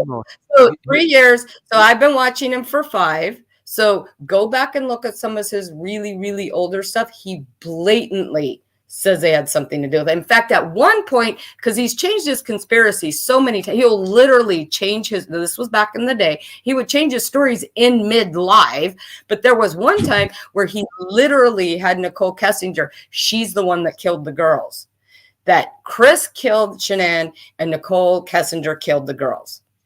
Flat out said that. And don't believe me, go back and look at those. And here's the thing, right? Now, if he actually said that, if he literally made that accusation, then that will always be wrong, right? But if, and I know this is probably not the case from what you're saying, I'll take your word for it, right? But hypothetically, if all he was doing was even just coming up with these bizarre theories that you mentioned, if he was doing that genuinely, that would be fine for me. But because I know it's not, that's the problem. Yes. There's no doubt in my mind about that. Yeah. Yeah. So again, we're going back to like what you said. If he had legitimate reason to think these things based on this, and this, even though we could all look at it and go, well, that's a bunch of shit. But fine, but he didn't. I mean, he came up with, there was a dead wasp on the counter, and all of a sudden he's doing lives about chloroform, that there was chloroform made. And that's what was pumped through the house, because why would anybody have air conditioning on in August in Colorado? That doesn't make any sense. So they made this chloroform, they pumped it through the house, and that's what knocked Shanann out. And that's why he was able to strangle her so easily. But then again, he didn't strangle her because nobody died in the house, because the dogs didn't find a hit. Oh, and then there were other people there the night before because he cooked 4 chicken breasts. Why would you cook 4 chicken breasts unless there's 4 people there? Then he actually kept Shanann's body in the refrigerator for a while. I don't even know how that came about. Then there was the hammock frame in the backyard, and they used that to catapult Shanann's body out the back window. That's why you never see him carrying her out the back window, even though he will tell you again in another day or two that she never died in the house. And it's just been ridiculous, completely ridiculous. Yeah, and again, just to reiterate, it just comes down to sincerity for me. I mean, if his sincerity was taking him to those different theories you mentioned, I'd still be fine with that. But it's the sincerity that's the problem, right? Hey, Jenny Barnes. Always good to see you here. I just want to, just on the topic of exploitation, I'd be interested to to hear your thoughts on this. I think most people would probably agree that Armchair Detective exploited that particular case to a certain degree. In my mind, Frankie Jr. has also exploited a lot of people that he asked for help, donators that have inconvenient thoughts and statements to make and questions. And the way that he's conducted himself, and having heard some people's experience of dealing with him, Kelly the Advocate being one, do you think he's exploited people? Yes. Yeah. Yes. If you had asked me 2 years ago, I would not have thought that, but it's been a long 2 years and a lot of things have come to light, or lack thereof. Sometimes the lack of something is just as strong as having some, the lack of evidence is just as poignant as evidence, right? So yes, that's my answer. Yes. Yes. And I don't know if it's continuing on or not, because like I said, I've distanced myself. I do talk to a few people, and Bam is one of them. And she feels very strongly, and I can't say that I disagree with some of the stuff she says. This is interesting. YouTube's an interesting media to just notice your own evolution through observing YouTube creators and getting to know people off of YouTube as well. But I was one of the ones that just made certain assumptions about BAM due to a particular controversy that I think everyone knows about, right? And just that alone, which, to be fair, I was completely ignorant of the details of that. But I made a judgment. But I've got to tell you, from actually having a listen to BAM over the last few months, I don't disagree with a whole lot she says. She's very, she's rather sassy and strong-minded, right? I love that. She can be rather colorful with her words, but she's smart, and I agree with pretty much everything I hear her say. And that's interesting to notice the just that change in perception, Yeah, I just think some people, and she'll tell you she's not everybody's cup of tea. She'll tell you that, right? But I think that there are a lot of people that may not believe necessarily exactly what she's saying, but they believe they're on the right track. Again, there's a lot of people. We don't have as many channels to discuss things about this anymore, because a lot of the channels have just said, you know what, time's up, I'm done. Whether they don't like the drama, whether they don't like the bullshit anymore, whether it's been a long 5 years and they're just tired of it, any of those reasons. But there's a lot of people who have a bad taste in their mouth, and they have good reason to, in my opinion. Yeah, Kindness Cake says Frankie Jr. is the very definition of a Ponce. No one has exploited this terrible tragedy more than he has. He needs to refund those he misinformed. I agree with you. Someone can be both a victim and also capable of manipulation. Those two things are not mutually exclusive. Yeah, it's kind of like what you're saying. Somebody can be a victim, but that doesn't automatically make them a saint just because they're a victim. I mean, like I've always felt that way. It has nothing to do with this case. Like my best friend, we made a promise to each other that when we die, don't let anybody get up there and do this eulogy like, oh my gosh, she was the sweetest person, blah, blah, blah, like, because we're both like, you know you're a bitch, and I know I'm a bitch, and just get up there and say it. Don't let anybody lie about us and say, oh, she was all this, because we weren't all that, and we never would be. So that's just how I feel. Like, just because you died doesn't mean that, you know, you were something special. You were special to the people that loved you, but the rest of the world didn't have to like you. Doesn't mean they wanted you dead. Doesn't mean that they don't feel bad for your family or for you, for, you know, how you were murdered. You can still feel bad for them, but in the big scheme of things, do you have to think this person's wonderful? Of course you don't. Yeah, and Kindness Cake, I'm using victim in inverted commas, I guess. Yes, yes. But I just want to relay a few things that Kelly Oh, put. wait, sorry. Sorry. I got this from Salty, because she can't Mhm. chat, but I'm sure she's doing voice to chat or something. She says he victimized his victimization. Abso-fucking-lutely. And you're hearing this from people that had their best interests at heart for 4 or 5 years. That's the thing. Right? That's the thing.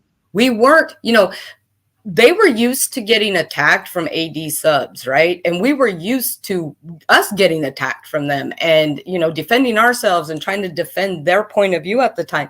But when we started having questions, and again, everybody needs to keep in mind, we didn't come out of the friggin' chute like a bull.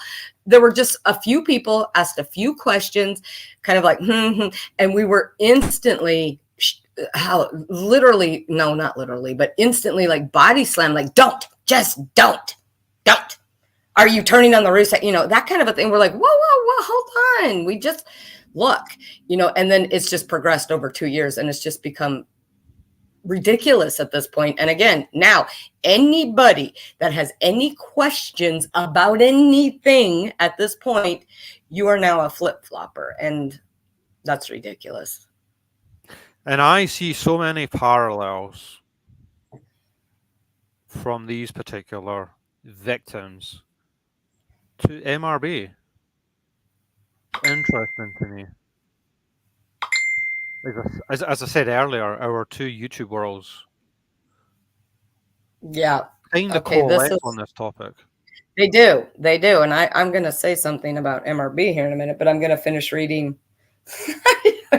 She's probably dying. She probably wishes she could get up here on panel. So Salty said, he victimized his victimization. Absolutely. He weaponized it as well. They had a built-in pre-existing foundation of support, but it doesn't exist anymore. That's it. When they showed up on YouTube, this community had already been created organically, just, you know, for what we were seeing. So they already had the support system. And they don't have that anymore. They have a few because again, and I'll just say it, because there's been lies, there's been whitewashing, there's been stonewalling, and that's caused a lot of bitterness and a lot of anger, and people feel betrayed. That's the word. They feel betrayed because they gave a lot of people, a lot of creators gave up. They lost. It wasn't just JC. There were other, Lex Calia. That's how she helped support her family. And I used to that love channel, Lex Calia. She had a great channel. Yeah. Salty was another one. Like, she used to do, well, she came on, she made videos, and she started doing lives. And, you know, she was a big channel, just like JC's, just like Martin's, that made a lot of videos debunking AD. Don't get mad at me, but there was something, you know, a year or so ago, she went through a very difficult time, and as a community, we all were there to support her and help her. You know what? She didn't even get a fuck you from the Ruseks. Nothing. Not even the praying hands, which we all had become accustomed to seeing in comments from them a lot. Praying hands. She didn't even get that. She got nothing. After all the time. Right. Kelly the Advocate had a very similar story to tell, from what I hear. Yes, she did. I know parts of what she had said. Yeah. You know what? And I'm not gonna lie. I mean, I'm not a fan of Kelly's. Wasn't a fan of Kelly's. I was a mod for Maureen, and Maureen was pretty good friends with Kelly at the time. But I think Kelly, Kelly's I a don't. good soul. I really do. Huh? I really Kelly's a good soul. I think. I really do. I don't know. I honestly, I'm just saying she's just not my cup of tea. I don't know good or bad one way or another because I really didn't pay that much attention to her. The only time I ever watched her was when Maureen would go on her panel because I was a mod for Maureen. Then I stopped even doing that, and then she would come to Maureen's channel, so I would hear her there. I had my opinions about certain things at the time that were happening. But again, it all goes back to when you watch stuff on YouTube and you watch stuff on panels and all that, you're only seeing a part of it. Turns out, yes, there was a whole bunch more behind the scenes that we didn't know. And I'm glad that, if Kelly's telling her truth now. I am too. Because yeah, absolutely. Some of the things that I had heard that she had said recently, were things that people had been saying for a while, but she had never come out and confirmed any of it before. And, Well, it was. Because I understand there was a lot of pressure put on her at the time to not put certain information out there. Well, that I can 100% believe because there was a lot of pressure put on the five of us. Well, five of us. So there was the five of us. Plus, by then, we had roped in a couple other people. And told them what was happening. And then we went to another group of people who were very close to the Ruseks. And we were told that. We were specifically told that to not say anything when we're talking about that person that said that they were a lawyer that isn't a lawyer. We were specifically told that we should not say anything because we didn't want to upset the family. And just to put things into perspective, just out of interest, I just looked up some homicide stats earlier. Worldwide, guess how many homicides there are, roughly, per year worldwide? Just pick a number out of thin air. 500,000. Have you been reading my notes, Cheryl? Am I close? You're bang on. 500,000 homicides per year on average. I just knew that we have a hell of a lot here in the U.S., so I just added a few more tens of thousands on. And isn't that crazy?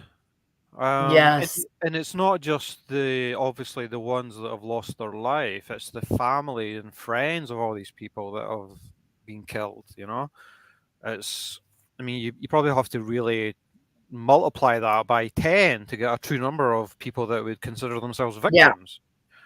Yeah. Do you see Kindness's comment there? Can we just address that really quick? Yeah. I mentioned this earlier, Kindness Cake. Yes, because I would love to see all of it. Put that up. I really would. Yeah. Because that sounds like it was a really important live, Yeah, if nothing else, maybe she can just make a video out of the part that Kelly was on because like I said, I mean, Kelly did do some videos back then when she was getting ready to leave. She did do and I didn't watch all of I saw and I'm not gonna lie, she seemed pretty, I hate this word because it's overused now, but she seemed a little unhinged in some of them. I understand, or I think I understand now why she was so that's the thing. That there was so much more that we didn't know, but she really did kind of come off weird and not knowing the situations. I definitely didn't have a positive impression of the videos that she made back then, but now I heard people, saying that she's a lot stronger now. She's in a different place in her life. I heard people saying that, she sounds great now. I'm really chuffed to hear that. I am. And I'm kind of, I know basically what she said on BAMS, but I'm kind of holding back from saying it. It's her place to say that, I hope she comes back on her channel. So Natasha says that's an understatement. Michelle, what did Michelle say? I think Kelly Advocate is a confused soul. Um, like I've said, I was never a fan of Kelly's. I don't think privately, I think I said some shit that pissed Maureen off quite a few times. But publicly, I don't think I ever said anything. Again, she just wasn't my cup of tea from the get go. I mean, even before I knew anything about her, Yeah. Bam, the way Bam speaks, a whole bunch of cuss words, and I'm just going to tell you what the fuck. And, that's kind of Kelly's was more like, a Yeah. school teacher, and she just wasn't my cup of tea. I saw things where it looked like she was really unraveling. And again, I don't know what was going on behind the scenes, but from the things that I heard that she had said, that some of the things that were going on, I kind of understand it now, because again, I know what we were told privately. I know, other than publicly, the backlash that we got, I know the backlash we got privately, in the name of the family. I think Kelly can be quite impulsive, and I get that, because I've had that problem many times. Being overly impulsive. Yeah, I mean, I don't have anything against her at this point anymore. I don't. But I do think if she has stuff she wants to say, she should say it. Right. She doesn't have to. She doesn't have to, but if enough time has passed now and she feels, again, what the backlash we were getting privately was in the name of the family. According to her, she was getting it from them. So, if she feels like she needs to speak that, knock yourself out. Just reading back some comments there. Jenny, yeah, we all kind of forgot about her, but I heard the other day that she had gone on Bam's panel and had started speaking about some things that had gone on back then. So you're right. I think a lot of us are like, whoa. Which live is that you're talking about, Jenny? What are you talking about? See, Jenny's comment, like 3 or 4 back, Frankie was speechless on the live after the offer was made. Right then, Duty Ron and others saw exactly who they were. Yeah, and I know it got really messy between you two, Natasha. Yeah, I kind of remember something, but again, I wasn't.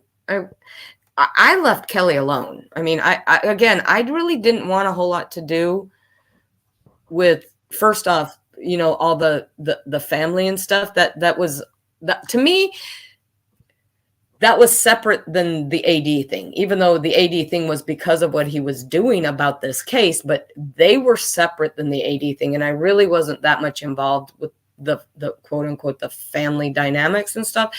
And again, Kelly was not my kind of cup of tea. Just like there were several people within our community. I did just like, it's great you're doing what you're doing, but I didn't watch their videos because they weren't ones that I really liked. So, yeah. So I am really curious about this though. Frankie was speechless on the live after the offer was made right then. What offer? Yeah, I don't know. Am I missing something, Jenny? I don't know what offer. Read the first half of the comment. Okay, hold on. To pick up the case. Oh, wait a minute. Okay, on Duty Ron's channel, Frankie Sr. got up and sadfished for harassment to stop. He had a guest on, ex-top detective, who has a huge not-for-profit that can wipe the internet worldwide. He offered Frank to pick up the case and get everything of Girls and Shanann wiped from offline to stop harassment. Naturally, the Rucheks did not take up the offer. See, this is... Oh, is that? Okay. Yeah. Okay. This is what people are concerned about. There's not a nice way to say this.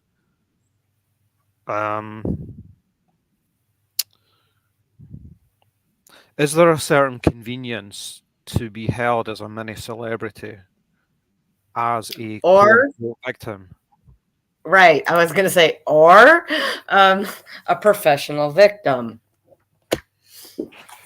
or a professional victim. And Merb is no different.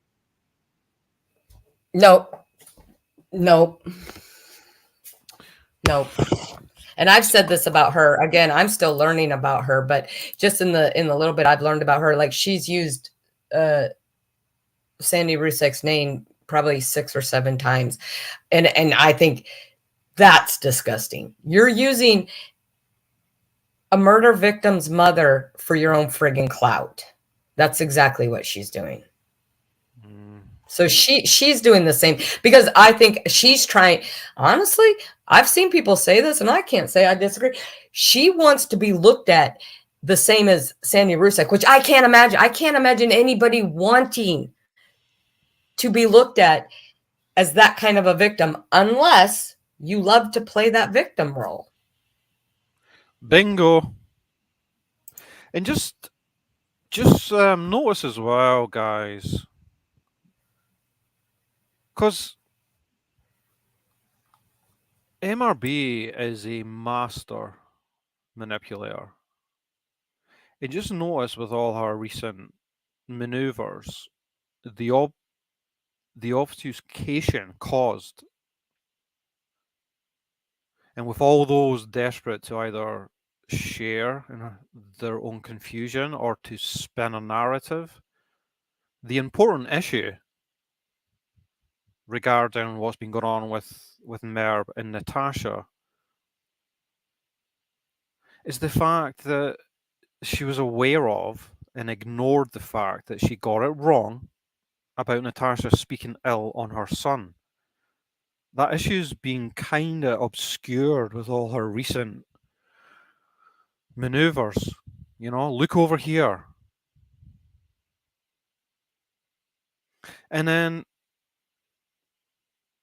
what's also interesting, right, is I'm guessing most people heard this truth person on Randy's. And what's hilarious, right, is because Natasha's got a lot of enemies, to see how quickly people have tried to champion this truth person is apparently owning Natasha. I mean, you kind of feel like you're in a parallel universe hearing this after hearing her on that panel. This angry person who, it appears to me, was essentially using Natasha to try and get at Randy and Wendy. But to see people like BBT and others spinning a narrative that truth, someone finally owned Natasha. And I'm not, people will think I'm saying this because I'm friendly with Natasha. I promise you, I'm not. That was just hilarious to me. She didn't even know what was going on when she was trying to talk about the messages, the private messages that Merv was so delighted to be putting out there. And to also hear the way people have been trying to use Gentleman Jack to get at Natasha, putting words in her mouth. Like there was a moment when this truth person was saying something about, yeah, Gentleman Jack, you just, you got to be careful with who you trust and things and how you use your money or something, right? And people that have been following shit know that Gentleman Jack had a problem with this hooker person. She gave her a lot of money and it wasn't used apparently for what she said it was for. But truth, and I've heard others, have tried to put words in her mouth when Gentleman Jack said in reply, "Trust me, I know." They're just assuming that she was actually talking about Natasha there when Natasha was on the panel at the time. When it's, to me, more likely she was talking about her experience with this hooker person. Gentleman Jack is still in Natasha's channel. Let them work it out. Stop using her for drama. It's pathetic. Well, what I've seen, and it's probably not a lot, but what I've seen, people are like, I have nothing against Gentleman Jack. She's just basically paraphrase. She's lost her way. Like I don't know this person, but they make it sound like she's like 9 years old and Right. can't make judgmental calls for herself, that she's basically just being led astray. I mean, personally, going back to the AD thing, I always, even a lot of them, there's there's a few ex mods that have left, and I've heard their stories since then, and I do believe them that, they always kind of side-eyed AD. But they, they were there for specific reasons, and those are private reasons. But I've never felt bad for anybody that gave AD all their money. I mean, I know other people have, but I haven't, because I figure they're all adults. If they want to throw their money at this idiot, then that's on them. And no, I'm not saying Gentleman Jack's an idiot. I'm not saying that at all. But I'm saying I don't know why people are kind of portraying her like she is incapable of having a coherent thought for herself and making a call like, hey, I want to support Natasha. Like that. They make her seem and yeah, it's very insulting to this woman. Again, I don't know her, but I'm going to assume she's not mentally a 9-year-old and she's capable. I mean, I have, when I've watched some of Natasha's lives, I mean, I have seen her in the chat. She seems capable of, full sentences with punctuation. So why? I don't know. It's like they're trying to use this person against Natasha, and I don't understand. That doesn't make any sense to me. Are they just mad because she does support Natasha, and she does give financially to her? There are other people that do too. I mean, I don't know why they're picking on this one person. See, there's a couple of things, right? For whatever reason, a lot of people have it in for Natasha. But there's also the fact that Natasha's name brings the numbers, right? So there's a couple of motivations for certain creators to use whatever they can to go at Natasha. And I think that's what happened there. And this is kind of linked to this, right? And I wanted to speak about this at the time because this was disgusting to me, but it was just so emotive at the time. The autopsy pictures of Gannon Stout. Now, trust me, anyone that's in here, anyone that listens to this back, no one followed the Gannon Stout case closer than we did. Myself, Cheryl, Helen, and Enough, stand up. We were all watching it. And no one daily. I can't imagine. I've never been more affected by a case and a trial.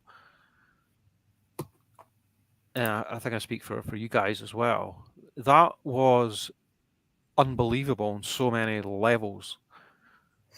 But to see people using, and I'm talking about MERP here and BBT and such like, to be using the controversy. I mean, just put aside for a second, right, the problem that people have just with the principle of putting out the autopsy pictures on Patreon, right? But the fact that people will use this controversy in this case only as a means to attack another creator is it's as gross as what you're trying to get people to believe these other creators were doing. You have to project bad intentions onto these creators, these true crime creators that were showing these pictures. And that's your problem and your argument. Where was your outrage when these pictures were already on Reddit in April? And you probably didn't you probably weren't aware of it, but I guarantee Merb and BBT, if you had been made aware of these pictures in Reddit, you would have done nothing. You would have said nothing. And you know it.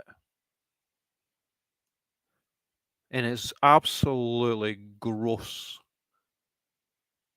Take your outrage to the authorities that perhaps dropped the ball. And I'm speaking in relation to both Natasha and Zavgirl. It's opened. Obviously, we know that Zavgirl got the pictures from a FOIL request, from the discovery. And from what I remember, they probably shouldn't have been there. And it's really up to your own sensitivity whether you would want to see these if you're following a case. Like, personally, I wouldn't, but I wouldn't project bad intentions on other creators that were showing these or people that were viewing them.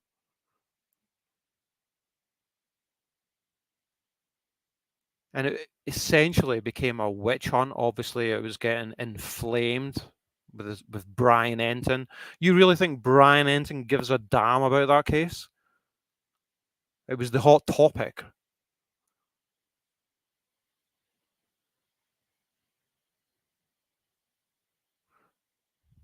Yeah, and I know a lot of people feel the same way, Michelle. But it was pretty difficult to talk about this at the time because it was so emotive.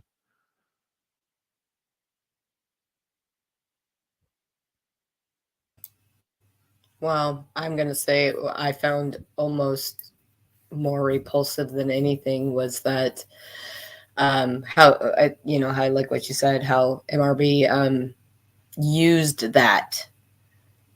Yeah. I don't know if she still is or not, but for weeks and weeks and constantly talk, my son, trying to relate something to her own tragedy, which, first off, we all have had fucking tragedies. You're not special. Doesn't mean that you're not grieving. Doesn't mean you're not hurting, but you're not fucking special. But to try to relate it to her tragedy was just disgusting. And then constantly putting Gannon's name in, hashtagging Gannon's title, hashtag the hell yeah, out of that yeah. all over Twitter, all because you're jealous of someone else. Yeah. So who's worse? I mean, that's what I would say to her face to face. Who is worse? The person that you're trying to out for doing something you find utterly disgusting by showing these autopsy pictures versus you who's trying to drum up views and subs using that same child's name and the controversy that was really going on in a huge arena at that time. I mean, you yeah, she took advantage of it. She knew that all eyes were on these particular creators on YouTube, and she tried to use that to her advantage by using that little boy's name. Family. Yes. Oh my God. I mean, to me, that's unforgivable. That's unforgivable, especially when she's screaming all the time about other people. Do not talk about her son. Okay, but you're talking about someone else's son nightly. Yes, it's about this, the subject was being talked about by a lot of people on YouTube, but you weren't talking about the subject. You were talking about the creator and using that poor boy as the catalyst for your quote unquote conversation. You weren't she wasn't talking. I don't know why I'm talking like she's listening. She wasn't talking about necessarily what happened as a whole. She was talking about Natasha, and she was using Gannon and that tragedy to Right. further her own agenda. And that is so gross, especially coming from somebody who never wants her son mentioned. Well, you were talking about somebody else's son in a very inappropriate way, because you weren't doing it from the goodness of your heart. You were doing it for your own means. Yeah. Jenny says because she probably is listening. Are you that important, Rabid? Do you think she listens to No, you? Oh, that's right. She loves you. Sarah Boone. Sarah Sarah. Boone, the victimology. Oh, that's right. I'm going to do it. You know what I'm going to do now, right? Do it. Tell me, Merv. Tell me, Merv. It's just the victimology. That's right. Sarah Boone.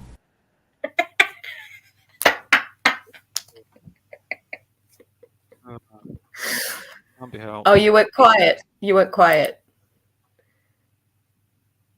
Can you hear me? Yes, I can hear you now. Yeah, I mean, it's just so obvious what you were doing there. I mean,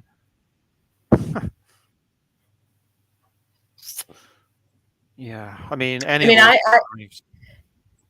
on a side thing, because I see Jenny's kindness. Okay, I thought there was a law that states there is a law in that state that prohibits children's pics. I'm just going to say my opinion on the whole matter is that personally, I do not think, even with freedom of information, that necessarily any children's autopsy pictures should be allowed. I can understand. That's just, I can understand that argument. But on the other hand, there's that flip side to it, where sometimes people have raised legitimate questions about somebody's death once they see the autopsy pictures. But the only problem is that unless you're actually in that field or have some sort of connection to it, there's a lot of things that happens to the human body that can look like something. I'll just tell this story really super quick. So my friend who had killed herself, she had hung herself. When her body, she had black eyes, and that was from the blood pooling up into the head, from being restricted. But when people saw that, certain members of her family saw that, they automatically assumed that something else might have happened because she had these black eyes. When, it was explained to them why she had the black eyes, and it made sense. But again, if you don't have that medical knowledge, you can make assumptions based on things that you see on a body that could totally lead you down the wrong road. So it's kind of, I don't know. But again, we've also seen where people have seen pictures of autopsies and they have seen things and they brought it to law enforcement's attention, and law enforcement, well, okay, you're right. All right, we'll take another look at that. And it turns out that, it was a legitimate thing. So I'm not saying any specific YouTuber. I just know that there are certain stories that ended that way. So, thank you, Jenny. So that, I don't know. That's why I'm kind of torn about all this. That's why I just decided to, for me, a moral line for me would be, if it's a child, maybe just not anybody ever see those, unless the family for some reason wants them out. Because there are times where families have released certain things because they feel like they weren't getting the justice that they thought they should be getting. So, I mean, I don't know if this is actually the appropriate story to tell, but what's that NSYNC, I think it was the NSYNC, Aaron Carter, his mother released all the pictures of the bathroom right after that they removed his body. And, there were a lot of people who were like, oh my God, because he sat in the bathtub for quite a while. So he had kind of started to decompose in the bathtub. And people are like, oh my God, why are you doing this? Her reasoning was because she felt that there was more to it than what they were saying. So whether that's true or not, I don't know. But again, that's the mother. And if she chose to release them, then, and he wasn't a child, but you get what I'm saying. Like that would be a circumstance if the family chose to release it. Yeah, and Backstreet Boys. Okay, I don't know. I'm more heavy metal. I don't know. I in mean, my, I've heard of them. I was never a Backstreet Boys fan. Um, Backstreet Boys and Instinct, they all seem the same to me. And like I said, I mean, I've heard of them. I've heard a few songs, but yeah, I never anything. and my argument is based on the assumption that um, any autopsy pictures are, if they're legally obtained, and like someone mentioned earlier, they essentially dropped the ball by allowing these pictures in the discovery. Zavgar didn't do anything wrong. She was given them legally. And I put in there's an act, the Rex and Brody Act, which pertains to Florida. Obviously, he was found in Florida. From what I remember, even though the discovery came from Colorado, I think that act in Florida still, I think, should have prevented the autopsy pictures being available, because that particular act is about this very thing, about minor children's autopsy pictures. I don't know. I don't know about that. Did you research that? I'm going based on what I remember. Okay. I know for 'Cause sure the Zav girl just got them without requesting them in particular. They were sent there perhaps when they shouldn't have been. But Right, right. What I think we discussed this was I get that the autopsy report and the autopsy photos belong to Florida, what they have in Florida. But once they turn that over as evidence to Colorado, you those would assume that, pictures right? and Yeah, you'd becomes assume Colorado's Colorado. state laws should Yes. apply. You know, it's and I think one of the things I said, it was like the suitcase. The suitcase was found in Florida and it was part of the evidence in Florida, but they turned it over to Colorado and it became property of Colorado as part of their case in Colorado. And so the autopsy picture. So what I think, and I could be wrong. I mean, does anybody know a lawyer? I thought I knew a lawyer at one time, but I don't anymore. So if you know a lawyer, is if you request it from Florida, no, they're not going to give it to you. But since it was now, whether Colorado screwed up or not, that's a whole different thing. But let's just say they didn't. It's Colorado's property because it's their discovery. It was their case. They have jurisdiction. So once they gave that over, it became their property, is what I would think. But and again, let's say that Colorado didn't do anything wrong. Let's say that is so. If you were to file a request right now, if they didn't do anything wrong, you could get those pictures. If you filed it to Florida because of their law, you wouldn't get it from Florida. Does that make sense? Yeah, that's what you'd assume. And like Yes. Rosebud says, the Watts case obviously was in the same state, and they completely guarded the pictures, you know. So Yeah, maybe the prosecuting office dropped the ball. It seems that way.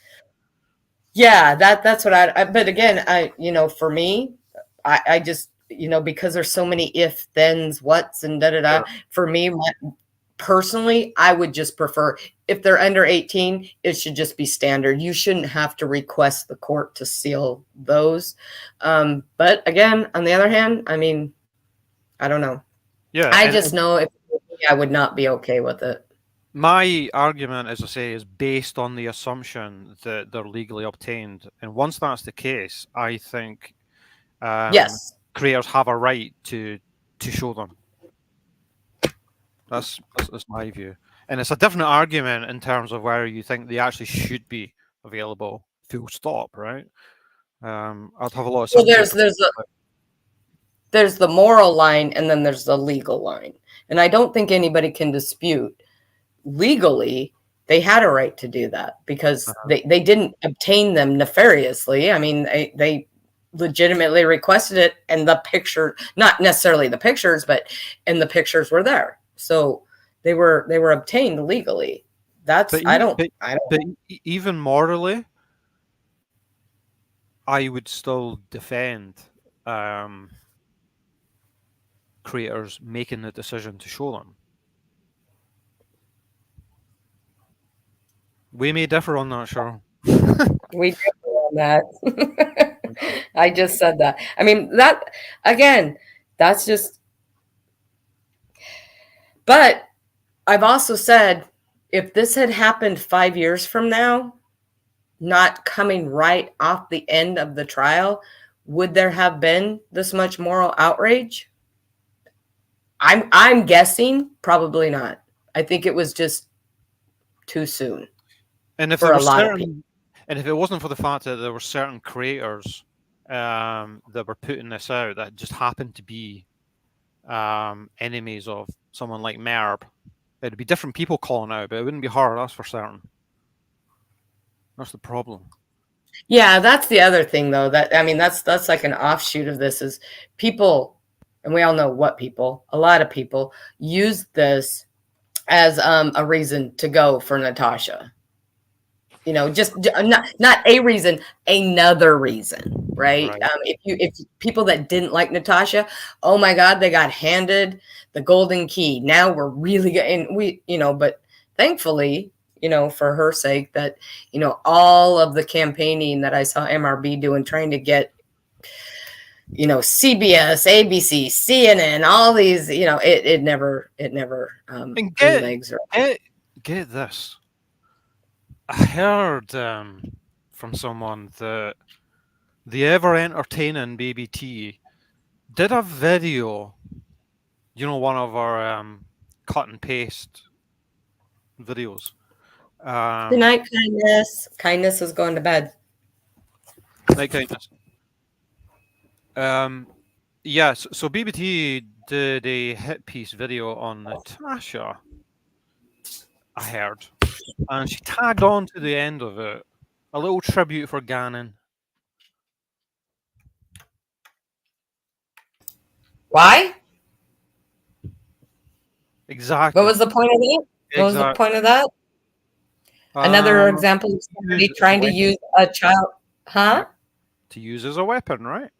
Yeah, yeah, yeah. Um, Again, we saw a lot of that. A lot of that. I mean, there were people that were legitimately angry and didn't like what happened, but they weren't out there doing stupid shit like that. They weren't out there tweeting and making videos and hashtagging his name in every one of their videos. You know, they voiced their opinion. They voiced it very loudly and strongly. Even, you know, in my community, there was a lot of people that were completely 100% against it. They voiced their opinion, but nobody went on and on and on about it. Nobody made, you know, memorial videos for, I mean, if you're going to make a memorial video for this little boy who definitely probably deserves quite a few memorial videos about him because he Mhm. seemed like a sweet kid. Why are you using that? Don't tag it Make it, on to the end of your yeah, drama. yes, you're tainting it, and it looks really obvious what you're doing. And anyone with any brains can see that. So stop it. Well, that leaves out quite a few of those people then, doesn't it? Oh. Yeah. Again, I just found all of that so disgusting. Yeah.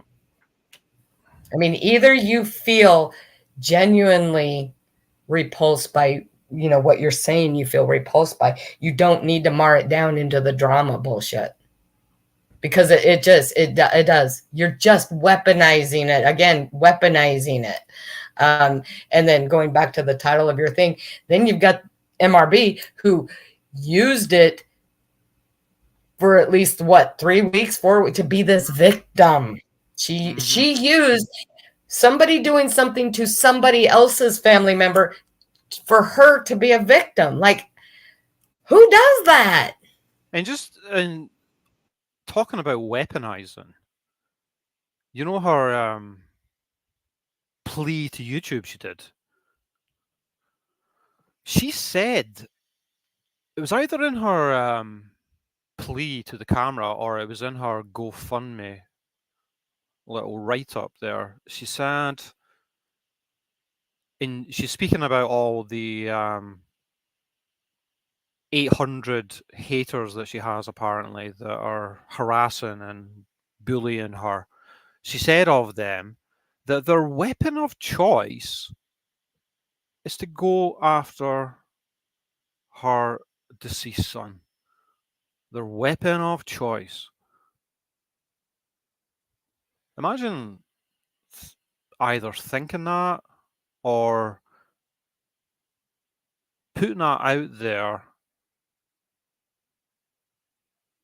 so disingenuously like that. I don't think she believes that. Good night, Susan. I don't think she does either. She's the one that made a weapon of choice by accusing people of doing that. Mm-hmm. Jenny So says, Anne said, oh, there you go. oh, sorry, go ahead. No, you go ahead. You first. Jenny I was says, just going to say, Anne says no child, either alive or deceased, should be used as content ever. I'm not going to disagree. I don't understand. I mean, well, first off, let me say, when you say content, depends what you mean. covering the trial, covering the aftermath of a trial, I don't actually see anything wrong with that, as long as you're not being gross about it. But we all know there are certain creators that use children, dead and alive, to be gross about it. So I agree with you in a general sense. Yes. Night, Susan. See, all critiques are welcome in here. You'd have to go pretty far to blocked here, so don't worry. Absolutely. Because, contrary, here I'm going, to what some people think, Echo chamber. we don't run a Echo chamber. echo chamber. No, and I've said this before, that a lot of times people's differing views, I really enjoy it. I love having the discussion, as long as people are willing to have the discussion and not just be like, you're just wrong, you don't know what you're talking about, and then they shut down. It's like, I can't argue with that. How do I argue with that? Or being misrepresented. That's my pet hate. When people try and argue against you by straw manning you and accusing you of having an argument that you don't have. They Well, mischaracterize you.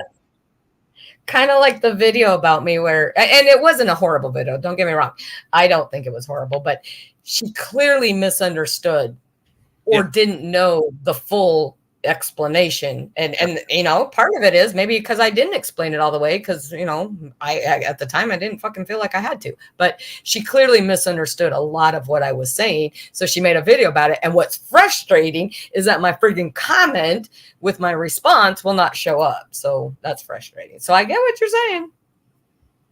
Yeah, Rosebud says she was tagging Gannon's name and only speaking on him less than 5 minutes, and the rest of the streams were about her and her hate campaign.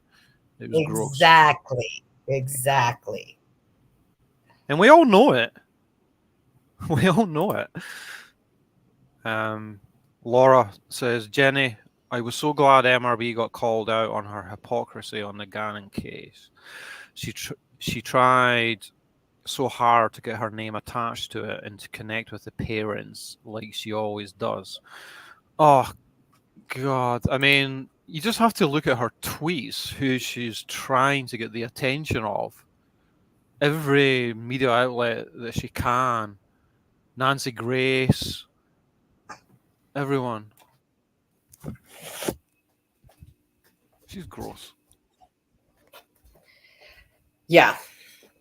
I mean, I'm going to guess that there were probably thousands of parents of murdered children who were not happy with what happened.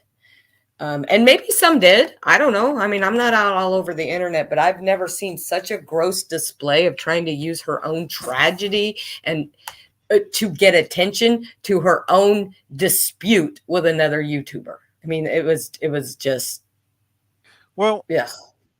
Let's just think about the fact that a few weeks ago she did a tribute to her deceased son. which was literally 30% pertaining to him, and the rest was all about the drama, screenshot upon screenshot of her problems with other people on YouTube. She did that. And if that doesn't scream problems, then I don't know what does. That's crazy shit. You're right, Rosebud. Yeah, reaching out to all the others who are being bullied, and she will help them. I mean, what do you call it? Because she likes to throw out that everyone's gaslighting her. What do you call it when a gaslighter calls other people a gaslighter? That's like Projection. Uber. Projection. I will say, again, I'm kind of like how you are with AD. You're kind of more on the Lukewarm. fringes of it. I will say, I'm not taking away what she lost. I mean, I've never lost a child, knock on wood. I don't want to imagine what it's like. But I know me. And there's a lot of times where people are like, oh, I would do this. Well, you don't really know what you would do in certain situations, so you're in it. But I can tell you 1,000% that I would not get on YouTube and talk about my child as much as she does. If other channels are saying shit, yeah, I may respond the first few times that they said some shit that, I am trying to say that they were wrong about. But after that, I'm not giving them that. I'm not giving them that. I'm definitely not going to lose my shit about it because I'm not going to give anybody that much power over my own grief. And that's what makes me start to look at her like, I'm not saying she's not grieving. And I do feel bad for her. She lost a child. I mean, I don't know how anybody, I know he wasn't a child, but he's her child. And I do feel bad with her over that. Everyone. Yeah.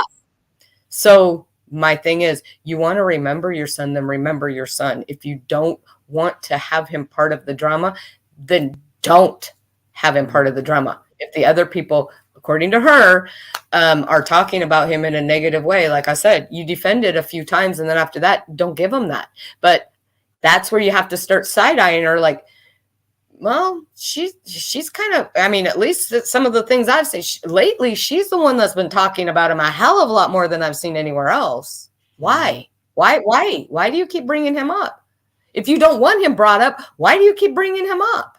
That's my question. Well, one maybe, just to wrap a dirty bow on this whole live,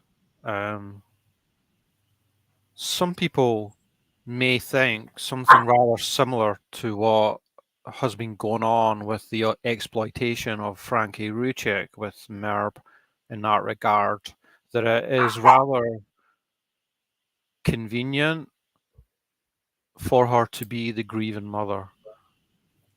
Let's just say it like that.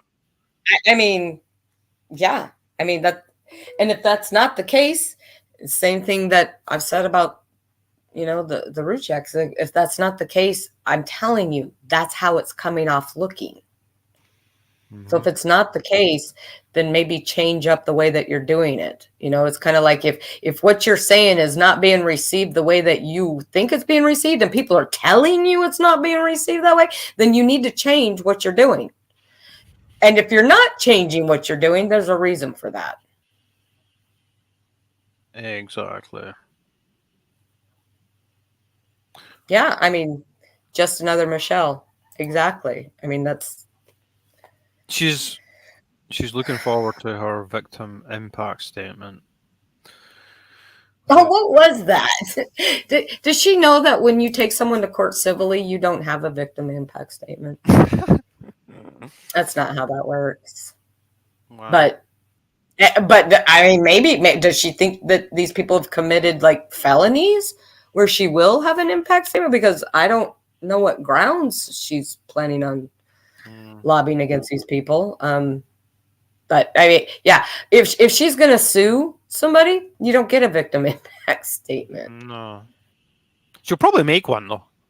On YouTube. Everything for MERP has to be on YouTube or it's not real. It's not happening. It doesn't exist if it's not streamed on YouTube. So That's a sad existence.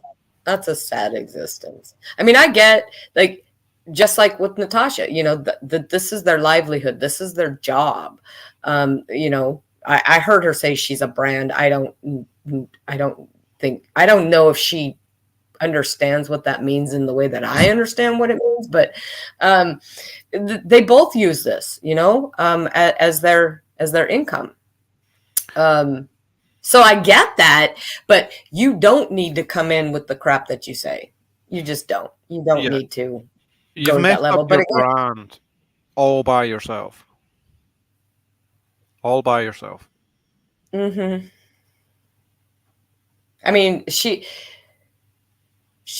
gotten to the point now to where her brand is basically, it's like AD. 90% of the shit she does is talking crap about the people that don't like her. That's not a brand. That's a YouTube beef. That's all that is. Mm-hmm. Yep. And you know, if that's what you want to do, that's fine. But you can't piss and bitch and moan and cry when you get it handed back to you then, because that's what it is. It's the back and forth and the back and forth. See, that's what I'm not... See, I'm not too sure about that now, Tevi. Tevi says she doesn't see her own part in any of this. But that's what I was always thinking. But then, when you seen some of those messages, those private messages, she was aware that she messed up. She that one time. Right, I know. One time. And then her friggin' pride or whatever else kicked in going, oh, no, I don't have anything to apologize for. Well, yeah, you do. I mean, because I never said it. Yeah, you do. You do. And I mean, it's not... Nobody wants to apologize to somebody they don't like. Nobody wants to apologize very publicly to somebody that they don't like, especially when they feel like they were kind of put in that position, at least at the time, to do what you did. But it's still the fucking right thing to do, Miss Christian lady, right? Isn't that the right thing to do? Just say, you know what?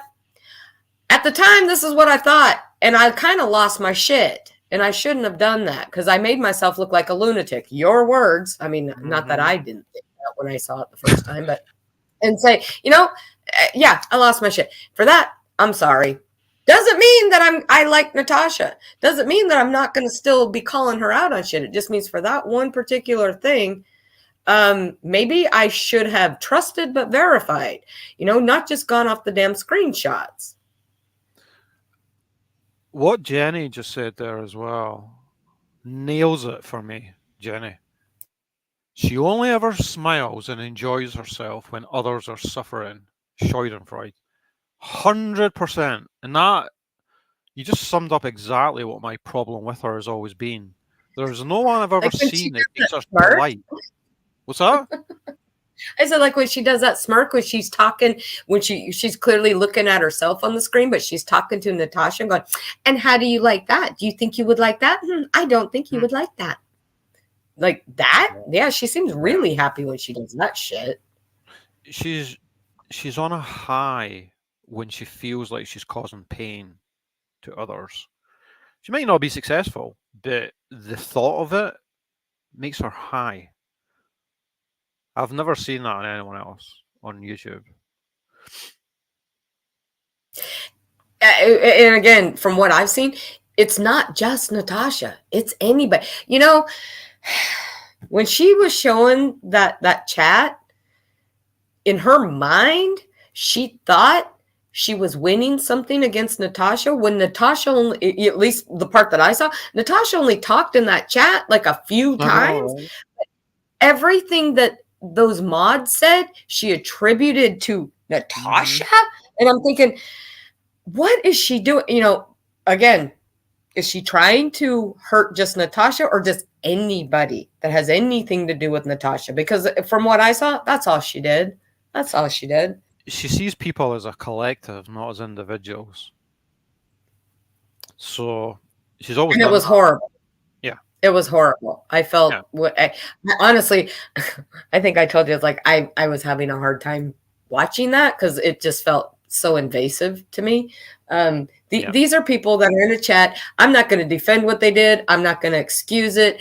I'm not going to slam them for it. All I know is, people say things, and I've heard their explanation. And it's not my place to judge them because they weren't talking about me. I've heard their explanation of why they said what they said, and it's up to those people if they want to forgive them. But all she managed to do is hurt the people around Natasha, Exactly. because in like you said, in her mind, they're all a collective. So if she's hurting them, then she's hurt. And what was with that one where she doxed that woman's phone number? I'll tell you why I think that happened, because she was so in a panic to put something out really quickly that she was throwing up these screenshots without checking them properly. That was crazy. Yeah. That was great. I think I sent you a message going, "Are you watching MRB? Did she just dox that person?" Yeah. Even when she read the comment, right? Yeah. I don't know. I literally didn't even want to look at that person. I was like, oh, because I know what a pain in the ass it is to get a new phone number. So, and then didn't she get that taken down for that? She got that. She got taken down for bullying and harassment. Because of the docs. Well, partly because of that, I think. I don't know the details. But does she realize what she did? Has she ever even acknowledged it? Has she ever said? No. She gives the spin that it was false striking. Everything against her is false. Yeah, AD does that too. Yeah. Yep. Even when a legitimate news agency that strikes him for copyright, it's all false strikes. Yeah, we've been hearing that for 5 years too. Yeah. So she's never apologized for that publicly. Like, I can't remember that person's name, but to say, hey, so so sorry about that. That should have never happened.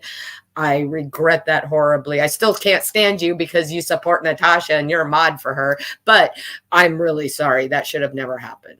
The notorious sainted MRB apologize? Cheryl? Come on.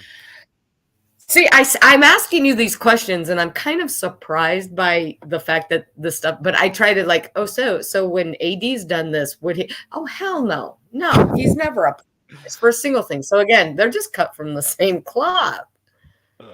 Nope, she made no up. Oh, Laura, that's right. Yeah. Yeah, it was Laura. Jesus. Yeah. Laura Fulmer. Different Laura in chat says, Merb has talked about making a victim's impact statement multiple times. She wants to be a nationally known victim who gets interviewed by the press and gets laws made for victims. That's her dream. You know it. There's a lot of equity in being a victim. Huh. I'm looking up. Just another Michelle says she did a community post about it. So I was going to put the link here to, I just wanted to make sure I had the right channel. I was just going to put the link to her channel in the chat. Yeah, just another Michelle's got a great channel. She puts out great content.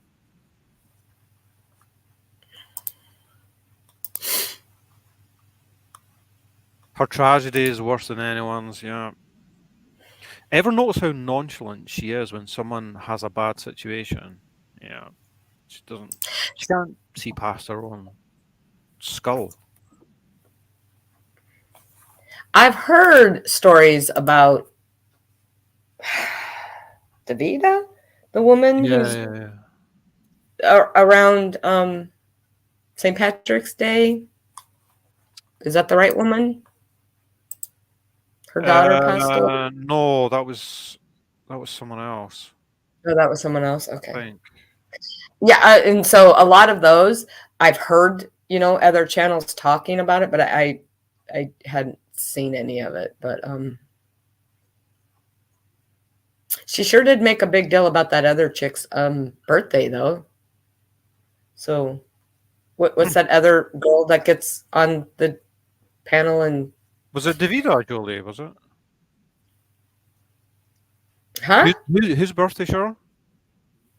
Um, Oh, I think L. oh yeah, that I was I was gonna say something. My opinion, that person that gets on panel and actually contributes absolutely nothing to the conversation, at least the times that I've watched it. She did seem to make a really big deal about her birthday, so I think that's kind of sad that, she It was doesn't acknowledge. Davida. You're right. It was Davida. Okay, Her that's daughter what I passed thought. tragically. Yeah, isn't that? Oh, I don't know. I don't know. I like I said, I'm still new to this. I shouldn't be saying anything. Yeah, her daughter's birthday. Okay, yeah, around St. Patrick's Day, and and if she legitimately forgot, okay, but at least what I saw, because somebody made a video with the clip of how she reacted, like since then or something. Like she comes out in attack mode. Like Mm.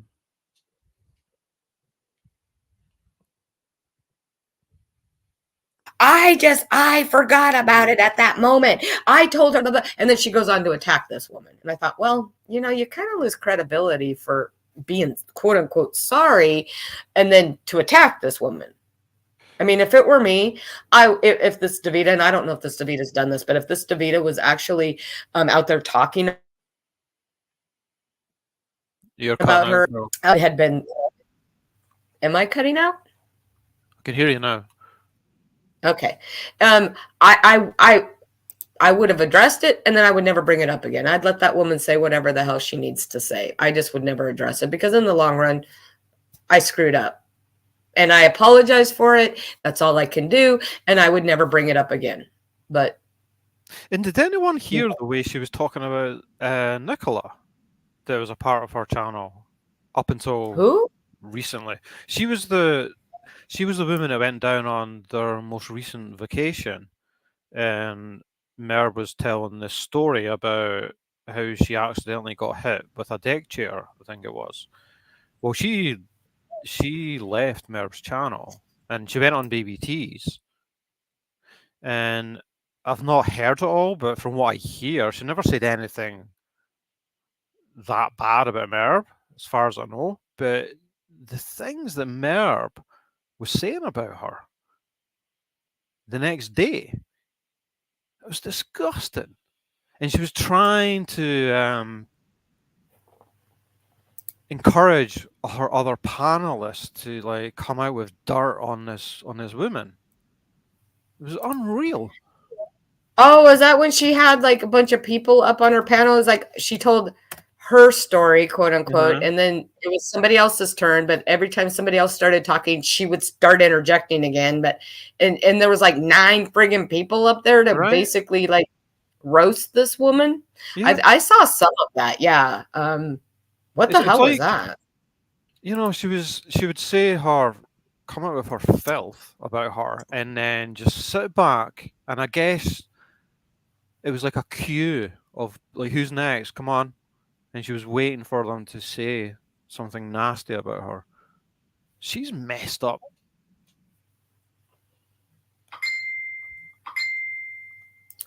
Um, I think Hey, messed big. up might be a statement. Yeah.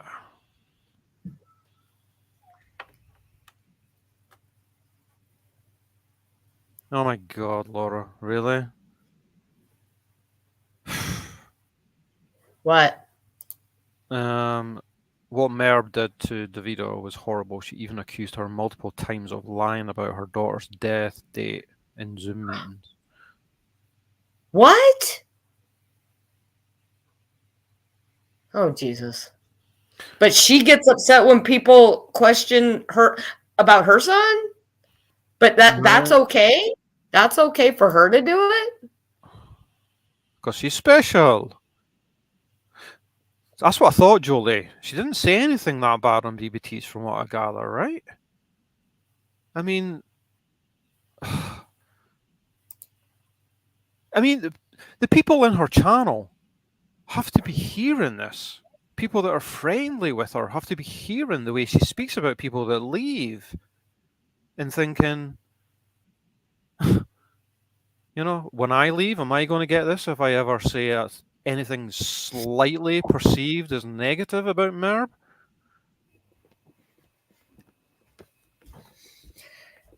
Um, I mean, we all say this, and anybody that's even remotely interested in true crime has some basic knowledge of cults. And they're not all people living in compounds in the middle of, Texas or Guyana or anything. There's a lot of cult behavior that goes on YouTube. Yep. And that's a prime example. When you cannot speak your mind or give your opinion without feeling like there's going to be some backlash, then you're probably in a friggin' cult. Because again, with AD, and I'm going to assume it's the same way with MRB. I don't know. You tell me that somebody pisses AD off, he'll go to town on them from his panel. Sometimes, back in the day, there was a particular person, a sub at the time, who just asked a question. He said her name 100 times over the next week, kept saying it. So not just that, but then all of his diehards, they turn. That's the other thing that I find really funny is like, these people are all friends. We're a family. We all love each other. We all think, and I'll use him as an example. AD, he's the greatest. He's the smartest. Well, you so-and-so, you said that didn't make any sense when I said this. So who are you to question me? And then all of a sudden the whole chat is like, killer bees. They all turn on this one person who they loved an hour ago. Does that happen with MRB when people question her, leave, do their thing? Do they all turn? Not just her. Of the time. Yeah. Huh? 99% of the time. Yeah. I mean, I'm just going to say, if somebody came in your chat that's loved you forever and says, hey, you know what? I don't like you anymore. I think you're an asshole, Rabid. And you did your thing with them. I wouldn't follow them around and call them names and shit. Especially if I was like doing smiley faces and hearts just an hour ago. I just wouldn't do that. No. Hope everything's okay there, Pink. Just reading your wait, what comments. happened? She's concerned about some of her friends. Oh, yes. I have, yes. And oh, wow. So my son is, oh shit, it just moved. My son is trying to get back to Lahaina was all that I read. My neighbor's Hawaiian and she's got family on every island, actually. Oh, Pink used to live there.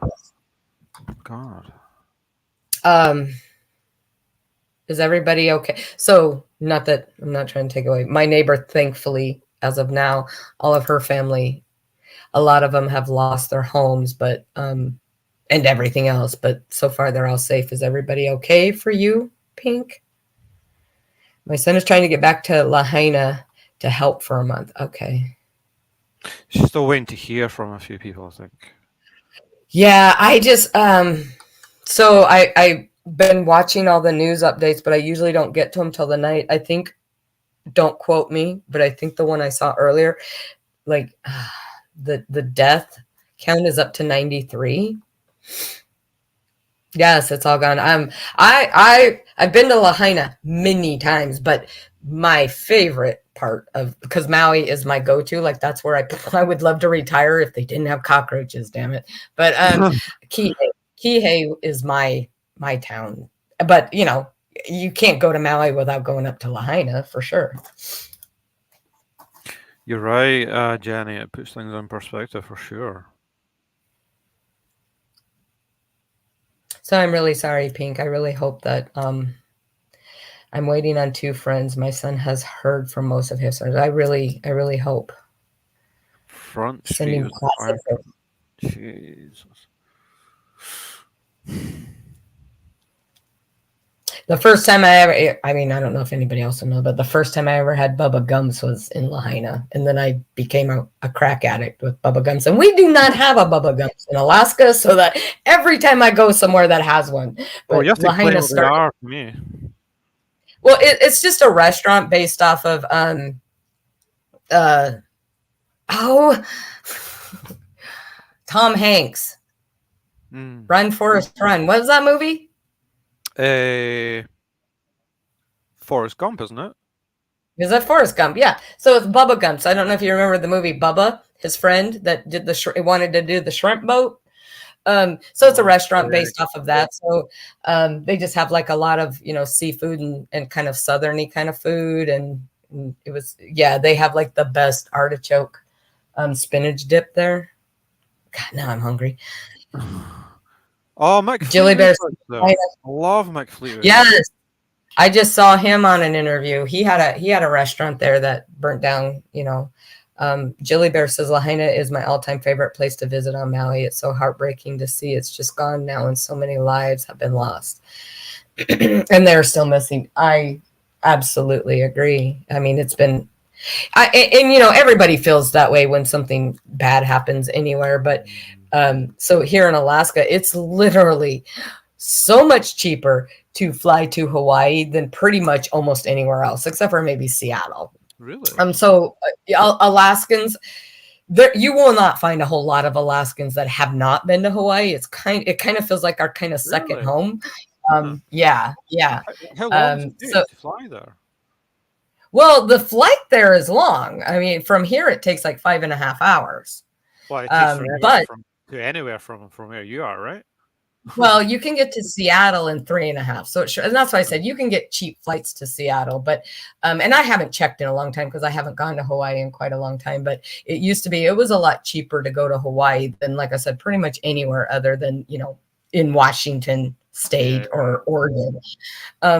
So I personally, and I've lived in Alaska my entire life, I don't know anybody that hasn't been to Hawaii at least once.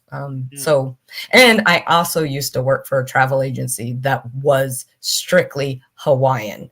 That's all they did was book flights and hotels and cruises in Hawaii. So I got to go there a lot when I worked there. So yeah. I worked in travel insurance. We should compare notes sometime. Talk about the experiences of that. Working with claims. Oh, nothing worse. Having to deny claims is not. Oh, that's got to be horrible. Oh, so Jenny Barnes, honestly, that's the one island I haven't gone to. And I'm going to tell you why really quick, not that you care. Because when I worked at this travel agency, it was mostly Hawaiians. And, every time I would go over, I'd go to a different island or go to a different part of a different island on a fam trip or something. So they were doing one to Kauai. And he's like, yeah, it was a Hawaiian guy. He's like, I don't even go to Hawaii or Kauai. And I said, why? He's like, because that's like cockroach central. And I'm like, okay, that's all you need to say. I'm not going. But actually, I don't know if that was true. He just said that because of the wet conditions and stuff like that, there's a lot of bugs there, and I just don't do bugs. So I've never been to Kauai, but I have an ex-coworker where she actually has a timeshare in Kauai. So she goes there for a month every 2 years. So she loves it. Well, Jenny, it was one of these things, like where I worked when I was working in travel insurance, I worked with a great bunch of people. So that's half the thing, isn't it, with your job? I mean, it was kind of interesting as well, to be fair, but the horrible aspect of it is denying claims. It's never enjoyable. Yeah, it's got to be like a bill collector kind of thing. Like right. Nobody's ever happy to talk to you, right? So, yeah. So yeah, I'm sorry for everybody that knows anybody or has family and friends on Maui right now. It's just devastating. I mean, I think I saw a TikTok where a guy was actually filming where he was one of the ones that jumped in the water, and it's just, I know there's tragic things all over the place, but this is the one that's, in the US, that's the big thing right now. And, like how bad can it be? I mean, now they're having hurricane force winds, but they're so desperate to get away from this fire that they're jumping into the ocean. Like that's a level of desperation that I hope to God I never have to experience. Do you know what that reminds me of? The horrible images of people having to jump from the Twin Towers. Yeah. I mean, having to make that that's a little different because when you're jumping from the Twin Towers, you're not going to be alive. But that's how desperate you are. But yeah, it's still the same thing. I saw another TikTok, and I don't know. I haven't really gone out and researched especially from the TikToks, the validity of this. But there was one guy saying, that there were bodies that were up against the break wall, from where they had jumped into the ocean, and they had, they were either on fire and they ended up dying in the ocean, or they drowned, and they were pulling bodies from the ocean, and it's just so horrible. And anybody that's ever been to Hawaii or Pink, or anybody that knows it, Hawaii is a very Ohana state, and not just within the islands, but in general, but specifically in the islands. Everybody that is a local there is Ohana, and it's very I mean, not that it's not bad in other places. I'm not saying that. I'm just saying that I know how very tight knit they all are. I mean, even my neighbor, she's always saying my brother, and it's like everybody's her brother. That's how she says it. My brother. Everybody's her brother. So I don't actually know how many brothers she really has, because they're all her brothers or her cousins. Very tight knit over there. Yes, Ohana's family. Oh yeah, sorry. Ohana is family. Yes. That's what it means. So they're very tight knit. And it's just got to be so tragic. Absolutely. I'm auntie there. Yeah, that's what she's called auntie by everybody. So again, I don't know if she's their real aunt, or it doesn't matter, because she's auntie to everybody that comes and visits her that's under the age of 30. She's auntie. It looked great, Jenny, because it reminds me of watching. There was a documentary I watched about Fleetwood Mac, and I'm now just realizing, because I know Mick Fleetwood lived there, his interviews were taking place there, and it looked awesome just from the footage of his interviews. Yeah, I didn't know that till today. I just saw a news report about him having a restaurant there. Huey Lewis had a restaurant there for a while. I'd only been to it one time, and that was years and years ago. So I don't know if it was still there, but I had gone there. I was in my 20s when I went there. So a lot of, Lahaina, because I've never been to the other side, just because I always heard that road was really windy, and I get very motion sick. So I've never been over to the other side. So I've been all up and down the west side. So every time I've been there, you always go to Lahaina. That's the tourist spot. I always stayed in Key, but I went to Lahaina a lot, and apparently I did a lot of eating. You can tell. Pink saying he had a museum in his restaurant, priceless artifacts and pics all gone, millions.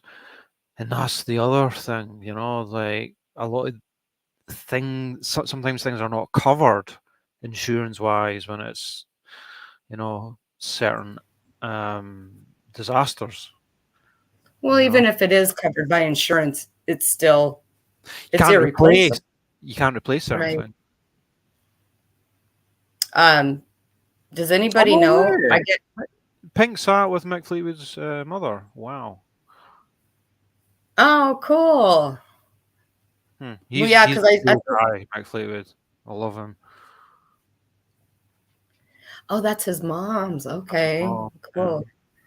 Has anybody heard? And again, I haven't looked up this. We've had our own shit here in my own state that I've been paying more attention to. How did it start? I had heard that the winds had knocked down power lines, but then I've also seen a whole bunch of conspiracy theories. There always is. So Jenny says, I've got Ohana chosen, so I get to stay months. Couldn't afford accommodations in Kauai. Maybe I'll muster up the courage someday to go to Kauai. I mean, I heard it's beautiful. We need to talk about that sometime, Pink. He had pictures of his ancestors. Oh wow, yeah, yeah. Mick Fleetwood's the kind of guy you could just listen to. You know, he's such an interesting guy. I mean, he's obviously the drummer. He's a musician, but there's obviously so much more to him. He's just an interesting guy.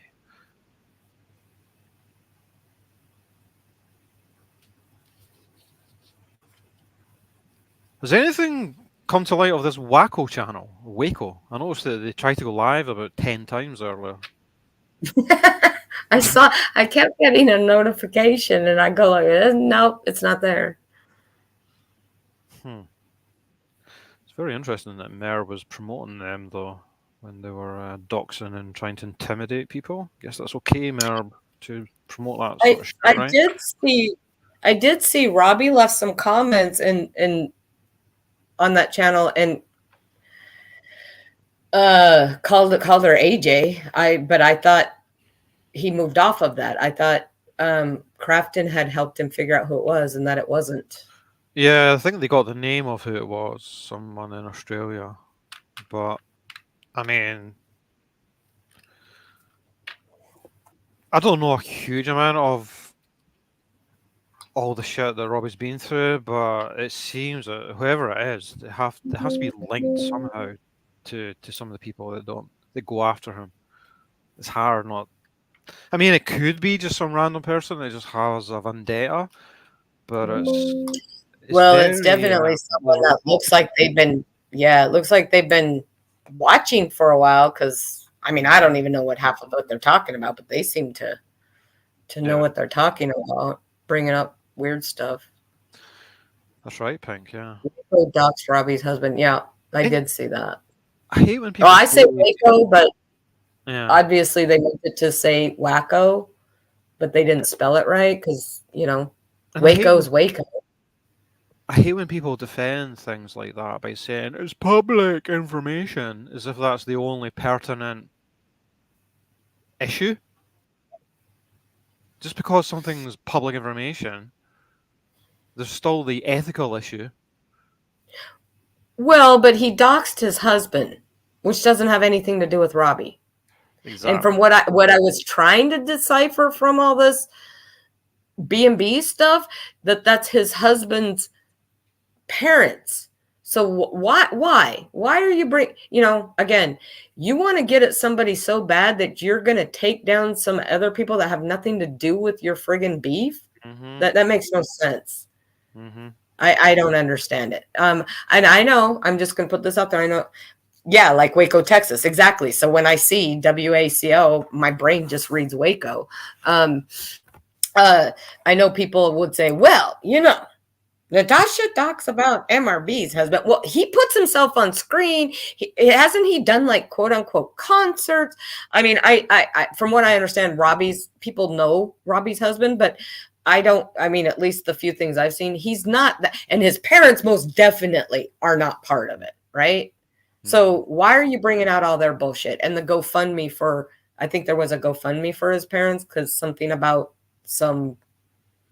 they lost some money or something. Right. Okay. And again, why? I told you, like, even in our community, we don't go that deep. I mean, there's been some shit that's gone way over the line, but that seems to be the norm in this community. Yeah, you're taken aback a bit, aren't you, by what goes on over here? I was, because there was somebody that was part of our community that recently made a video using pictures from AD's daughter's Facebook. Mm-hmm. And again, I don't care how much I despise that man. That's not okay. It's not okay at all. And it was the same thing. These are all public pictures. Doesn't fucking matter. Why are you going after his daughter? Why are you going after his son? People assume that they have something to do with him. It doesn't matter. You don't need, but that's not the norm over there. That's just a recent thing that's happened. But man, over here in your community, I cringe. That's crazy. But just to step quickly back into your side of things, that clown Martin Deacon putting out Okay, Jamie. putting out pictures that he somehow got of another creator. Yes. I can't wrap my mind around what he thinks he's achieving by doing that, and it's especially interesting that he chose to do that on the 5-year anniversary of Right. the victims that he apparently is in support of. That's very strange. I wonder what Frankie thinks about that. Does Frankie care? Frankie care? I don't know. I don't know. But yeah, that thing with the pictures, that still stumps me. I again, I'm going to take that person at her word, because I have no reason to doubt her when she says that her pictures were not public. So now, she said years and years and years ago they might have been, but they haven't been for a while. So there's only two ways in my mind how you can get those pictures from somebody's Facebook, if they've had their Facebook locked down for quite a while now, is either you took those pictures a long time ago, or somehow you hacked in. And again, I'm not saying that Martin hacked anything, but I am saying that Martin touted for a very long time that he worked on special projects for Facebook, and that he had access to certain things. And this was when he was, when we all supported him and he was going for AD, that, he had access to certain things on Facebook that the normal person wouldn't. Now, those are his own words, so how did he get her pictures? Or did somebody take those off of her profile years ago? And if that's the case, like I said, in Salted, why? That's even more creepy, because back then we were all on the same side. Why would you be taking pictures? I don't know. I'm not saying that, it was for a creepy reason. It's just creepy in general, thinking that, back when we were all on the same side, we all supported each other, that you're downloading pictures just in case. I don't know. I have no idea. Right. I have no idea. And going back to what you said, the anniversary of their murders is a horrible anniversary. But again, it's an anniversary for the family. The rest of us, our life does not stop on that day. I have Memorial Days anniversaries for people that I've lost, but that's only important to me. I don't expect the whole world to come to a stop because it's that day for me. But that's what we get crammed down our throat. We know that there has been a specific person in the community who a few years ago, she mentioned something about her birthday during a live that was on that day. And she basically got tarred and feathered for it about it. It's not about you. This is about Shanann. Remember that. So here's this ringleader of the few people who like to condemn everybody else for not falling in line and doing what they're supposed to be doing and when they're supposed to be doing it. He puts out this video about this person who has been very vocal about her questioning certain things, using these pictures of her on the sacred anniversary, when, we're not supposed to do anything on that day. We're not. And if we are, it's supposed to revolve around that. That's been, I'll just say that's been the cult-like environment that has been that community for quite a while. But he did that. Now, if anybody else on Sam's Live on Saturday, and Ann was in your chat, she came in and in her mind, she thought, well, tomorrow's the anniversary. We should probably be a little more respectful. I'm paraphrasing what she said, but we should be a little more respectful and think about, the victims. And we kind of addressed that. But, that's the mentality. But here he is, one of the main Rusek supporters, putting out this hate video. And I'm going to call it's a hate video because it wasn't a nice video. I'm not saying that this person doesn't put her own really good videos out about him, but he's supposed to be at a different level, right? He's supposed to be at that let's respect the Ruseks to the degree, and he puts that video out on the anniversary. Like, I remember 2-3 years ago, again, you weren't allowed to think about anything else. We weren't allowed to say happy birthday to somebody because she got eaten alive in the fucking chat for mentioning it being her birthday. So why is he putting this out on this day? I mean, you're not going to get into heaven doing that, Martin. We all know. We've all been told who lets people into heaven. And that's not how you're going to get there, Martin. No. Pink, this is, we're talking about Martin Dehan. He's essentially a super troll from Scandinavia somewhere. I mean, I think he's got a relationship with someone else now on YouTube, and his face is now out there, which is kind of funny because you're not missing anything. Yeah. But a lot of people could be forgiven for thinking that this guy was some 13-year-old in the cliche basement obsessing about trying to win YouTube battles. But he's actually an adult. He's a grown adult. I had my own humorous experience with him years ago, where at the time... I said, did you? Did I know about this? Yeah, I think I probably told you. Oh, I probably forgot. I'm old. So I'm not going to be like Martin and fake a stroke. I'm not going to say that. I will just say because I'm old. So this was when I was kind of friendly with Kelly the Advocate at the time, and I think Martin Dehan was one of Kelly's big supporters at the time, and because I went on Critical K, it caused a whole ruckus. It caused a lot of problems, and because of that, and because I fell out with Kelly over it, then Martin Dehan decided to try and smear me as a result to protect Kelly. Eventually, he turned on Kelly as well when he wasn't happy with what Kelly was saying about Frankie. But he tried to, just out of nowhere. Obviously, it's great for me because it's you know for certain when someone's lying, right? When it's about you.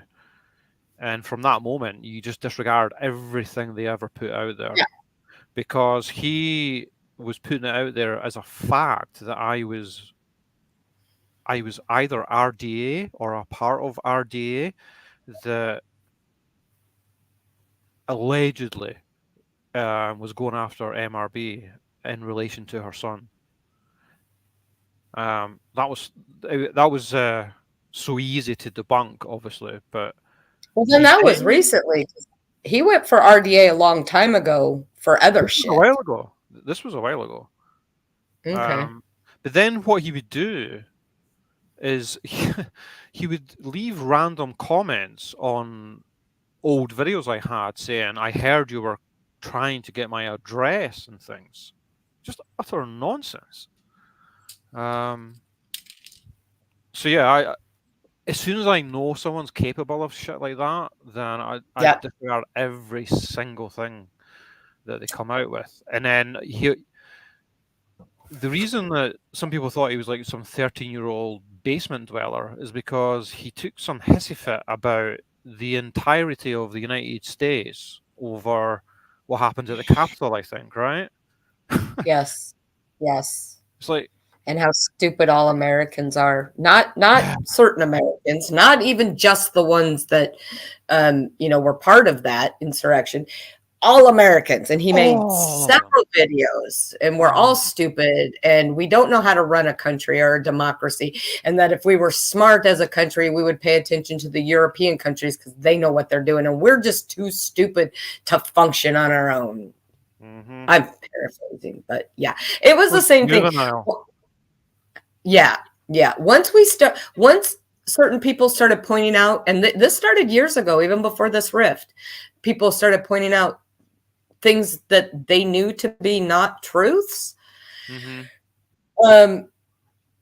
of course, there's that trust but verify again. It's like, well, why don't you believe him with this? And sometimes there was a little bit, and again, that seed of doubt, it started growing in quite a lot of people. Of course, we still supported him publicly, you know, because what he was doing, you know, making the videos about AD, as long as they were semi, you know, not semi, as long as they were factual, but the ones that were only semi-factual, of course, I wanted no part of that. But you know, there's a lot of people that still think that he's the guru that he thinks he is, and there are a lot that aren't. I mean, I haven't for a long time. I'm actually blocked now because I had the nerve to go on Salty's disgusting panel like about 6 months ago. And I was told that I was not, because he made a video, I made a comment.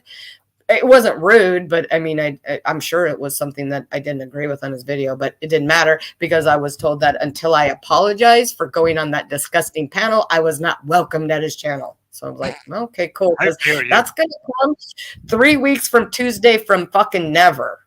That's when you're going to get that apology. So he's one of these compulsive blockers, is he? Oh, for sure. Not only is he a blocker, but he will delete anything that even remotely, even if he you know, reads it wrong, he misunderstands, he'll delete it. He's always been like that. I mean, he's so full of himself. And you know, we can talk about people's physical features, you know, some people do that and all that. You know, the thing about him though is he's portrayed himself as something that he's not.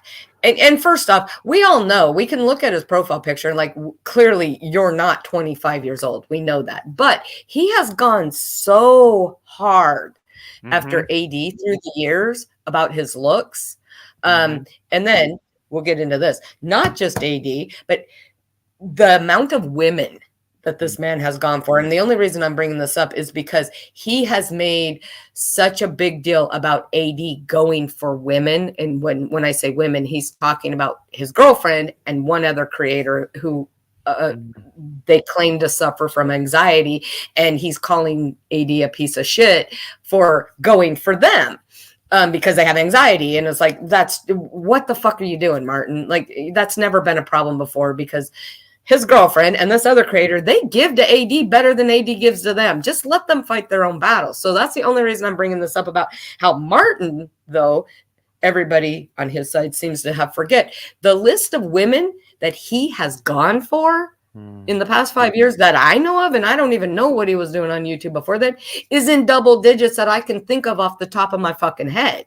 And he's gone, if a woman, just look at JC. Look what he's doing to her. Now he's going to say, well, she went for me. Okay. But you know, AD could say the same thing. He could say, well, Helen's gone for me. So why can't I go for her? But they're not supposed to, because she has anxiety.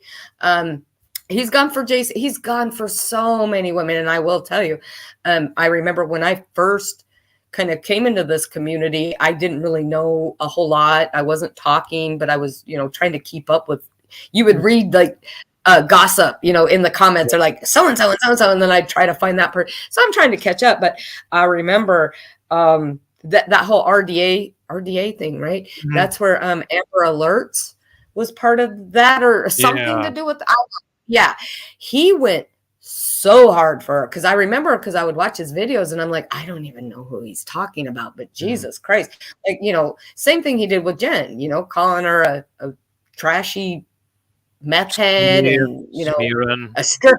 And you know, he's gone hard for her. I mean, I could sit here and list all the women he's gone for. So I just want to say, Martin, stop it with the fucking male and female shit. Every female in our community can hold their own. They actually, most of them, and probably part of this is because I can't stand you, but they do better videos than you do at debunking. You just throw shit up, and sometimes it's just fucking made up. I'm just going to say IP addresses, Martin? Fuck, come on. So stop. They don't need you to defend them. They're strong fucking women. You fight your battle with AD. Let them fight their battle. They're perfectly fine doing it. Here. And your videos are shit. Absolutely shit. Well, recently, he's just been regurgitating them. And sometimes he just throws up like music videos, because he used to be supposedly in a band called the Yum. Was it the Yum Yums? Yum Yums? I think it was the Yum. I don't know. Something like that. I don't remember. I'm sure they were I don't know. Well, I mean, I don't know. I'm just saying, just stop. You don't need to defend any women in our community. They're perfectly fine doing it themselves. Because you're kind of devaluing them by doing that. Like they need you to stand up for them. They don't. Mm-hmm.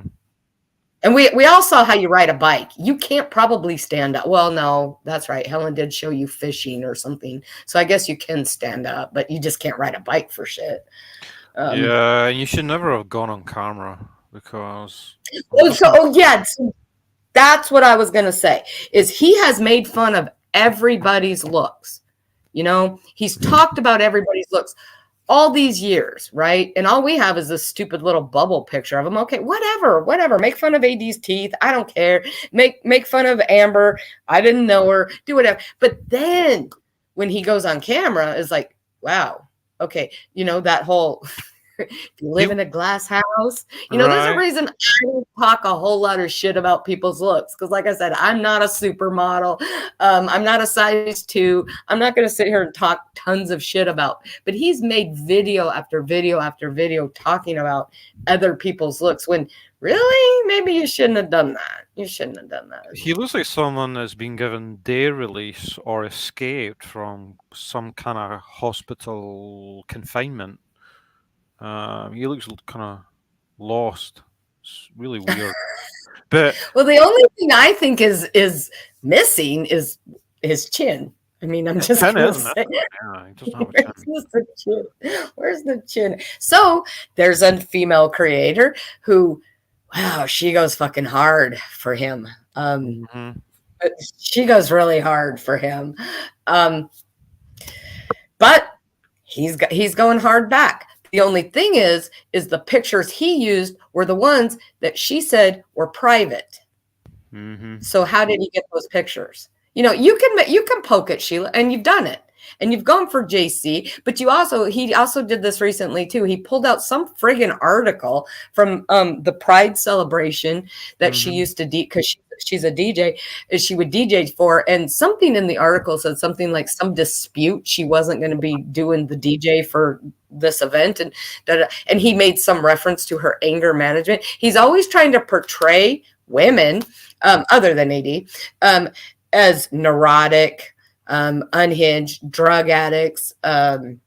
Well, drug addicts is a very big thing. I don't think there's a woman that he hasn't accused of being a drug addict well, maybe he hasn't with Sheila, but he's accused everybody, and he's always going for their looks. He goes for, you know, JC is very passionate. I mean, anybody in my community knows that she's very passionate, and she gets very emotional sometimes.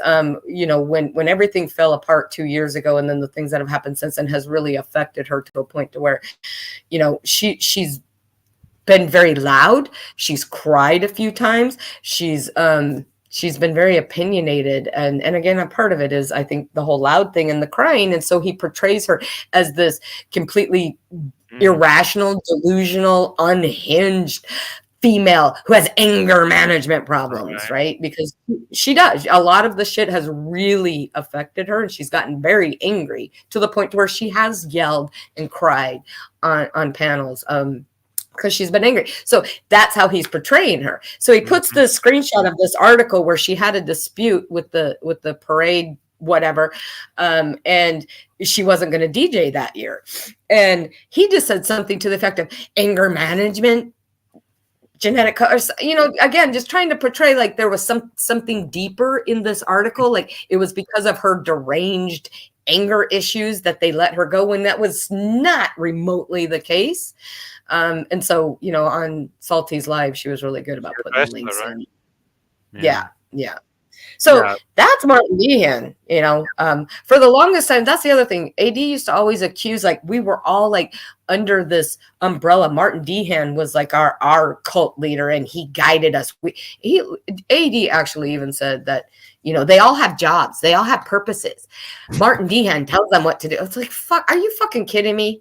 Like, even when I liked Martin, I didn't like him well enough to do anything he asked me. Not that he ever asked me. He never asked me anything. I never talked to him. But What?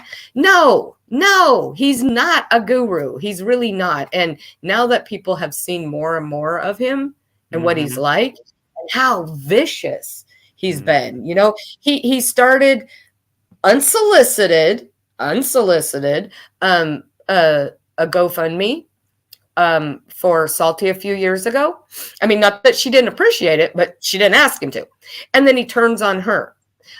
He did the same thing with Bam. He started a GoFundMe because she had some house repairs that needed to be done before winter. So he started a GoFundMe. I can't say for sure if that was unsolicited because I don't remember if she ever told me how that all came about. I just know that he started it. Right. And then he starts dating Helen, who doesn't like Bam, and Bam doesn't like. And then all of a sudden, he hates Bam. And now he's talking shit about Bam. And Bam's a drug addict, and she's a this, and she's a that. And it's just he's there are there are people on YouTube that literally do not care about the actual truth. It's really that simple.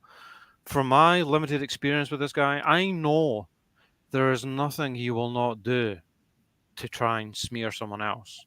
So just be aware of that, anyone. Yeah. Sam also said he's not just missing his chin, he's missing his balls. Oh, that's from Salty. He's not missing them. They're in Helen's purse, for fuck's sake.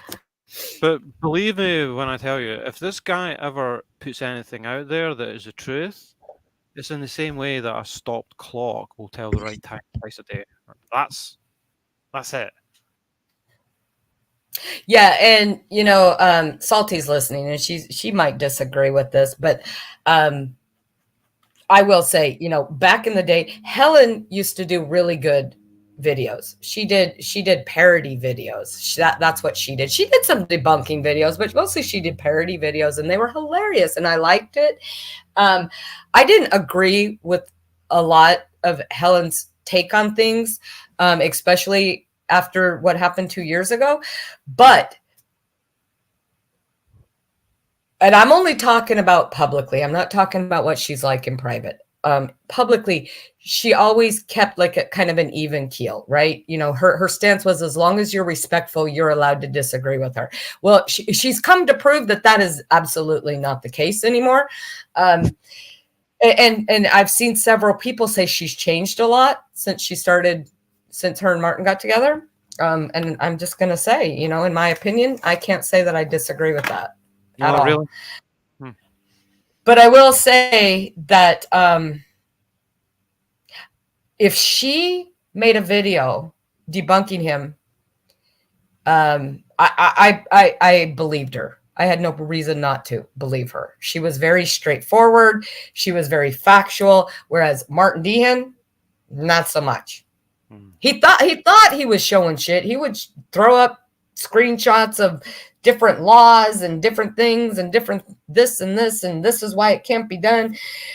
And you know, especially not being in the UK, I don't know that any of those aren't right. But then once in a while, if you read in the comments before he would delete them, people would be like, well, I'm just throwing this out there. I don't know if this is actually the case, but somebody would be like, well, that's like a law from 1942, you know, something. They'll be like, wait, what? And, you know, and he calls people names all the time. Everybody that doesn't agree with him is an idiot or a bozo or, I think bozo is probably one of his favorites. It's a game to someone like that, you know. He's just not used to being questioned, I don't think. I think, you know, and I don't like the word bully, but that's what he is. He goes out. I mean, like I said, he's gone after women on this in our community for the slightest thing because he feels slighted, you know. And he goes fucking hard. And it's not warranted. It's not warranted at all. He's not a nice human being. No. And you just know this guy spends 23 hours a day on a computer. So you just know that. Well, not anymore. Not that he's with Helen. They're traveling a lot now. Apparently. Well, she's got some device to hand. Oh, right. So Heatwave, Jamie. So where is Jamie? I mean, you don't have to tell me. I know that, like, I'm assuming you're in the US, right? Yeah. Oh, okay. Because I know that there's a lot of parts of the US that are like on fire, basically. Oh, no, that was a bad joke talking about Maui. That are having like a huge heat wave. I will say that has not reached Alaska at all. Oh, Oregon. Okay. We've had a horrible. In fact, right now it's just pouring down rain, and it's not even like a warm rain. We'll take some of your heat. Oregon's not that far. We can take some if you want to just blow some up this way.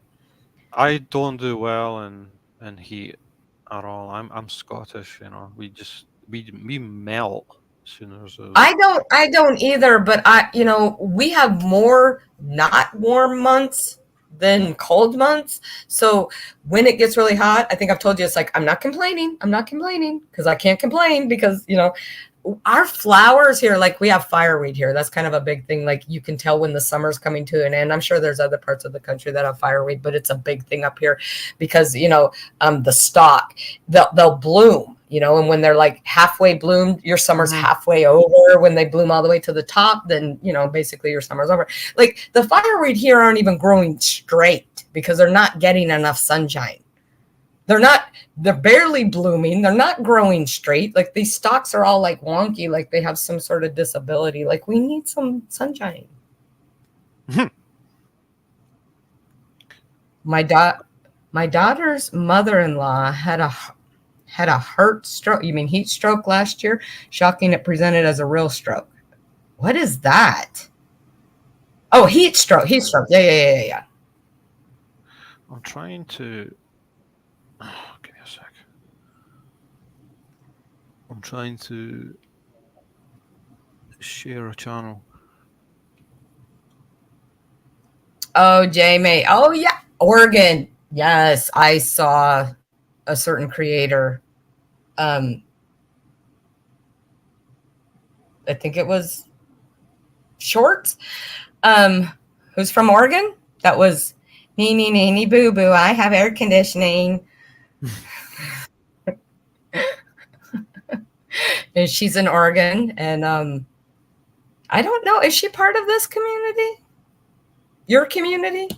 Who's this now? I don't want to say her name. Mrs. P.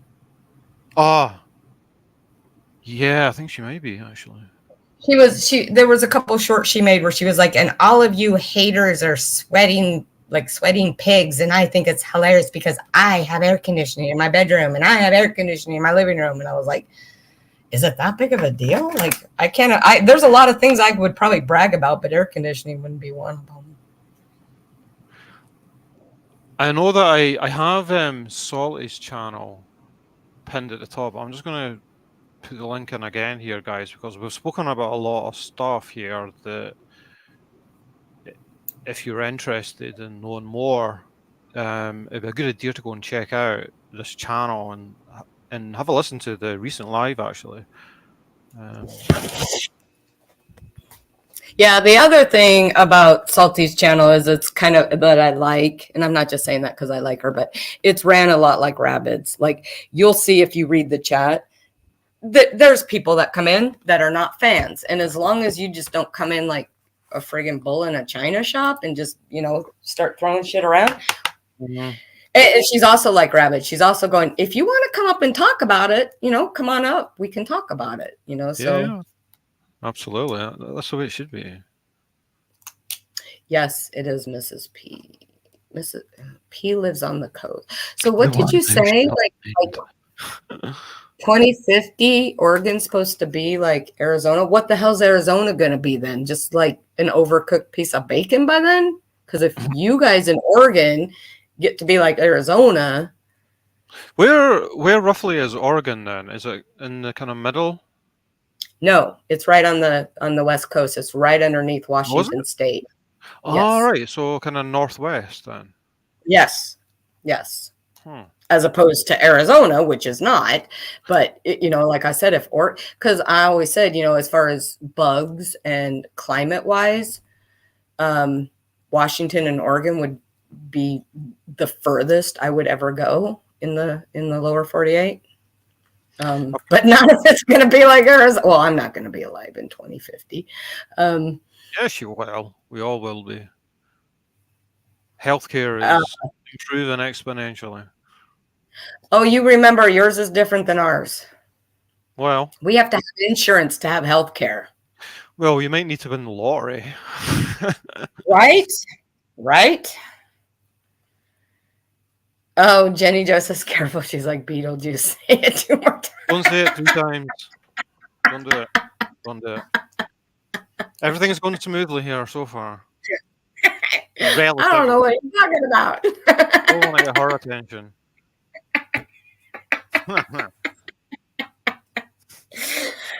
Well, and Salty, I think, is still listening. She's in Texas. So there's quite a few people that are in Texas, and Texas is hot just by definition for me. So I can't even imagine. Do you remember me telling you that I just presumed for some reason that you and Salty must have been roughly in the same area? Because I found it hard to tell your voices apart in the very beginning, you know, when I used to listen to Salty's channel. Isn't that weird? But she's down in Texas, right? You're in Alaska. Why did I think that? That I don't understand. I do not understand. Yeah, she definitely has a Texan accent. I mean, it's not super strong. I mean, you know, a lot of people in my community actually thought, and some people still do once in a while, they mistake JC and I think because we both yell, and they just say that we sound alike. Because there'll be times where, like back in the day, where, you know, the three of us would be on panel and I would say something and somebody in the chat would be like, oh, JC, that's really good. I agree with you. And I'm like, she didn't fucking say that. I said that. And then if I said something terrible, I'd be like, JC said that. I didn't say that. Yeah. I don't know about the Salty thing, though. I don't know why you thought we sounded the same. I think, well, I had a little think about it. I think it's because you both are quite assertive, strong voices. I think that's what it was. There was more the kind of tone, I guess, than the accent. Maybe. It's funny, isn't it? Yeah, because I don't have a lick of accent. Whereas, well, neither of you have strong dialects from your area, though, right? So there's that. My state doesn't have a dialect. It doesn't have an accent, okay. I've never heard anybody even from the lower 48 say the Alaskan accent. Now, the Alaska natives have an accent. You know, the ones that live in villages, definitely they have an accent. But no. Who's Laura? Yeah, which Laura? Do you mean Laura that was in here? I've been watching some documentaries about the American Civil War and the American War of Independence, and it's just interesting. You forget sometimes how at that period in time, you're talking like the 1850s, 1860s, like the United States, the actual states that comprised the USA were pretty much all on the East Coast, going towards the kind of Midwest, right? There was all these states still to join to become part of the Union. It's kind of interesting. And the wars with Mexico, you know, a lot of people forget how much of the United States Mexico owned, essentially. I love history. I love history. Yeah, J May says Oregon is amazing. Few weird bugs, no tornadoes, hurricanes. We ski, sailboard, hike, kayak, beach, all within 1.5 hour drive. So yes, we do not have we don't have hurricanes. We don't have tornadoes. I will say what they call them up here, because they come from the other side, is typhoons. So we don't actually get typhoons necessarily that hit Alaska, but there are typhoons in the Bering Sea that come across. And, you know, so I'm trying to do the west side of Alaska will sometimes get hit with typhoon force winds, but I'm not anywhere near there. We don't have weird bugs for the most Some part. people might not But we have, realize like how huge Alaska is as well. That kind well, of blew. that's what I was going to say. This being able to drive to XXXX and X in 1.5 hours, like that's, I mean, no, because Alaska's way too big. It takes a lot of hours to go, but that's okay because we're used to it. So, when I hear people go, "Oh my God, I really want to go there, but it's going to take 3 hours to get there," like, yeah, that's nothing really here. But other than having those, we do not have per se hurricanes. Once in a while, they've come close and kind of damaged a village on the west side, primarily the north and midwest of Alaska. We don't have tornadoes, but we do have You a get the odd humongous. earthquake, don't you? We have earthquakes. We have earthquakes. So it's kind of the thing up here, though. It's like we all watch the tornadoes and the hurricanes, and we're like, why do people live in a place where they have those? And people are like, but you have fucking earthquakes. It's like, yeah, but we don't have an earthquake season. You guys have a hurricane season. You have a tornado season. We don't have seasons for our natural disasters. So you never get tsunamis or anything, no, in Alaska on that west coast there. We get a lot of tsunami warnings. Pink, I don't know if you're talking about me. I'm talking about Alaska. J-May's talking about Oregon. We get a lot of tsunami warnings. It depends. But as far as like taking out places, no, that we don't get like Indonesia gets or anything like that. Now, when we had the huge earthquake, I think it was 64, there was a humongous tsunami. In fact, it affected Oregon. It went all the way down to California, and it took out a lot of parts of Alaska. There was a huge tsunami from that. We do get a lot of tsunami warnings, especially when Japan has a major earthquake.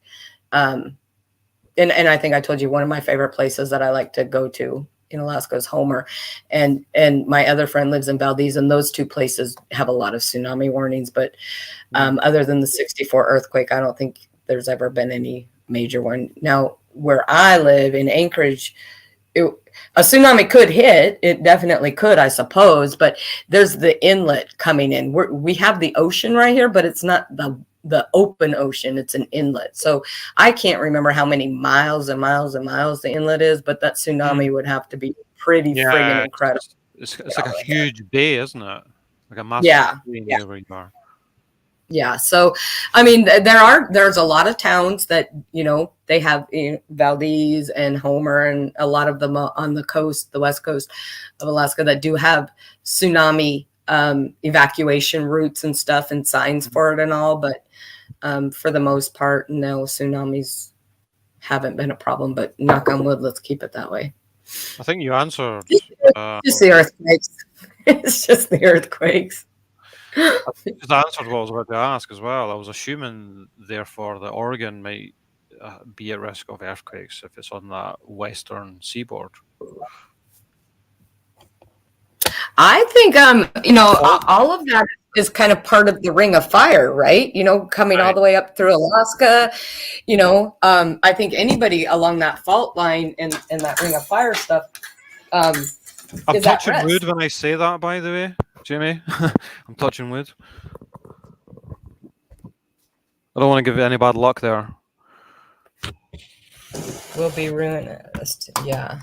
I mean, I think some people kind of forget that, I think most people think, like, as far as earthquakes go in the U.S., they think about California and Alaska, but they forget, like, there's all these other states that are very likely to get them in a catastrophic way, especially, Oregon, close to Northern California, where, they're supposed to have a big one too. So that's the other thing we have. We have volcanoes. We have a lot of volcanoes. And when one decides to get testy and erupt in a big way, and when I say erupt, it's they're just having a bad day, so they're a little pissed off. It's not, at least it hasn't been, knock on wood, like the ones in Hawaii where it's actually lava. It's actually almost worse because it's spewing out ash, and then everything comes to a shutdown, because they've learned the hard way that you cannot fly an airplane through ash. So when there's quite a few of them especially down here in the lower part of Alaska. So when we have a big volcano explosion, the airports have to shut down. Everything has to go on hold and wait. And, that's kind of like the joke up here. It's like, so when a volcano explodes, it's like, well, all we need now is an earthquake. Or when we have an earthquake, well, we have earthquakes all the time, but when we have a really big one, it's like, oh, all we need now is a volcano. And usually they do kind of go hand in hand. So You too, Pine. night, Thanks for coming in. So Jenny says, when I lived in Virginia, we had an earthquake out there, which was not expected. Yeah, I know that there's, the earthquakes on the East Coast aren't as common, but I've been seeing, and I don't know, maybe I've just been watching the news a lot more in the past few years since I've gotten older, but I've been seeing there's been more. I know my ex is from Ohio, and they've had a few in the past 10 years. That's kind of never or not common. The whole earth is shifting or something. How warm does it get? In Alaska, Jenny's asking. Well, okay, because Alaska is such a big state. Well, let me finish. I associate Alaska with freezing snow temps. I buy my boots from an Aboriginal woman's business, Mucklucks. Yep. I'm addicted. Just love it. So because Alaska is so big, it all depends. So down here where I'm at, so I'm in Anchorage, which is kind of in the middle of Alaska at the very bottom, not the panhandle. That's something totally different. We don't get super warm here. If it gets 80, we're dying. We're literally dying. And in the wintertime, vice versa, we don't get as cold. We will dip down to like 10, 20 below for a couple weeks through the winter, but for the most part, we stay around 0 or 10. Give and take. We just get a lot of snow because there's a mountain range here. Don't ask me. I can never remember it. I think it's the Matanuska mountain range, where it's coming from the interior. And if you look at a state of Alaska, the interior is obviously the middle of it. And so it collects all this moisture, comes over the mountains, and then dumps it all on us. So where I used to live was in the interior. It got cold, like 50 below. Average probably 20, 30 below throughout the winter. And then in the summer, it could get up to 90. It could get up to 95. But where I lived in a really small town and we were kind of in a bowl surrounded by mountains and volcanoes. So we got a lot of wind. So that helped. Fairbanks. Yeah. If you know anything about Alaska, Fairbanks is part of the interior. They get very, very cold. The coldest temperature. I did live in Fairbanks for a year when I first got married. Fairbanks is 100 miles from where I grew up. And that winter, it got to 70 below for like 3 days. They get very cold and very hot, and they don't get the wind. So down along the panhandle, they don't get as cold because you're getting more southern. If you ever look at, it's more southern. They get a lot more snow and rain. They get a lot of rain, even throughout the winter. So not all of Alaska is covered in deep snow all winter long, but for the majority it is. And then of course you got the north of Alaska. They're just cold, they're dark, and they get snow, up in Barrow and Nome. It's just cold and dark. All we get over here in Scotland is rain and maybe about 5 minutes of a summer. That's how we roll.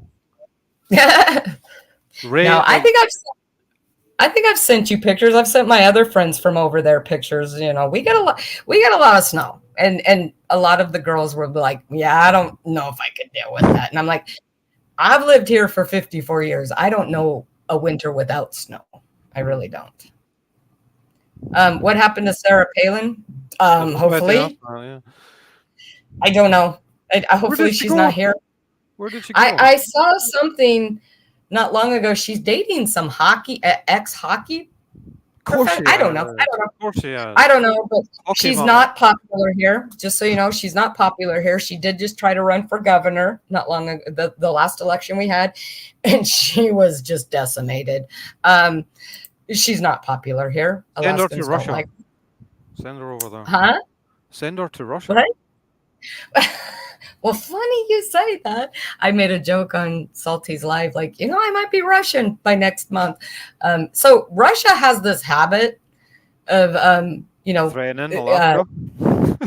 they have this habit of flying really close to that airspace that they're not supposed to come into. It always reminded me of, little kids trying to test the limits, like, oh, let's see how far we can get. China, because we're right here, we're right next to all these, but Russia does it. We'll get quote unquote lost Russians that will cross the Bering Sea and end up in Alaska, and supposedly they're lost, but are they lost? No, probably not. They're just doing recon. But I did see I did see something last week that the military found 11 boats, China and Russian boats, right next to the I don't know what they call it, the water line where you cross over from not being in Alaska into Alaska's water, which is kind of abnormal. That was a lot, and to have both of them at the same time, and why 11 boats? That's not like, hey, we just kind of flew off course, or yeah. And I don't know, I'm not a big political person, but we hear it all the time, but I guess lately Putin has been saying a lot he wants Alaska back. So that's not like, well, I don't know, I might be Russian by next month. We'll see how it goes. Yeah, for anyone that doesn't know, Russia used to own Alaska, and they sold it to the USA. Yeah.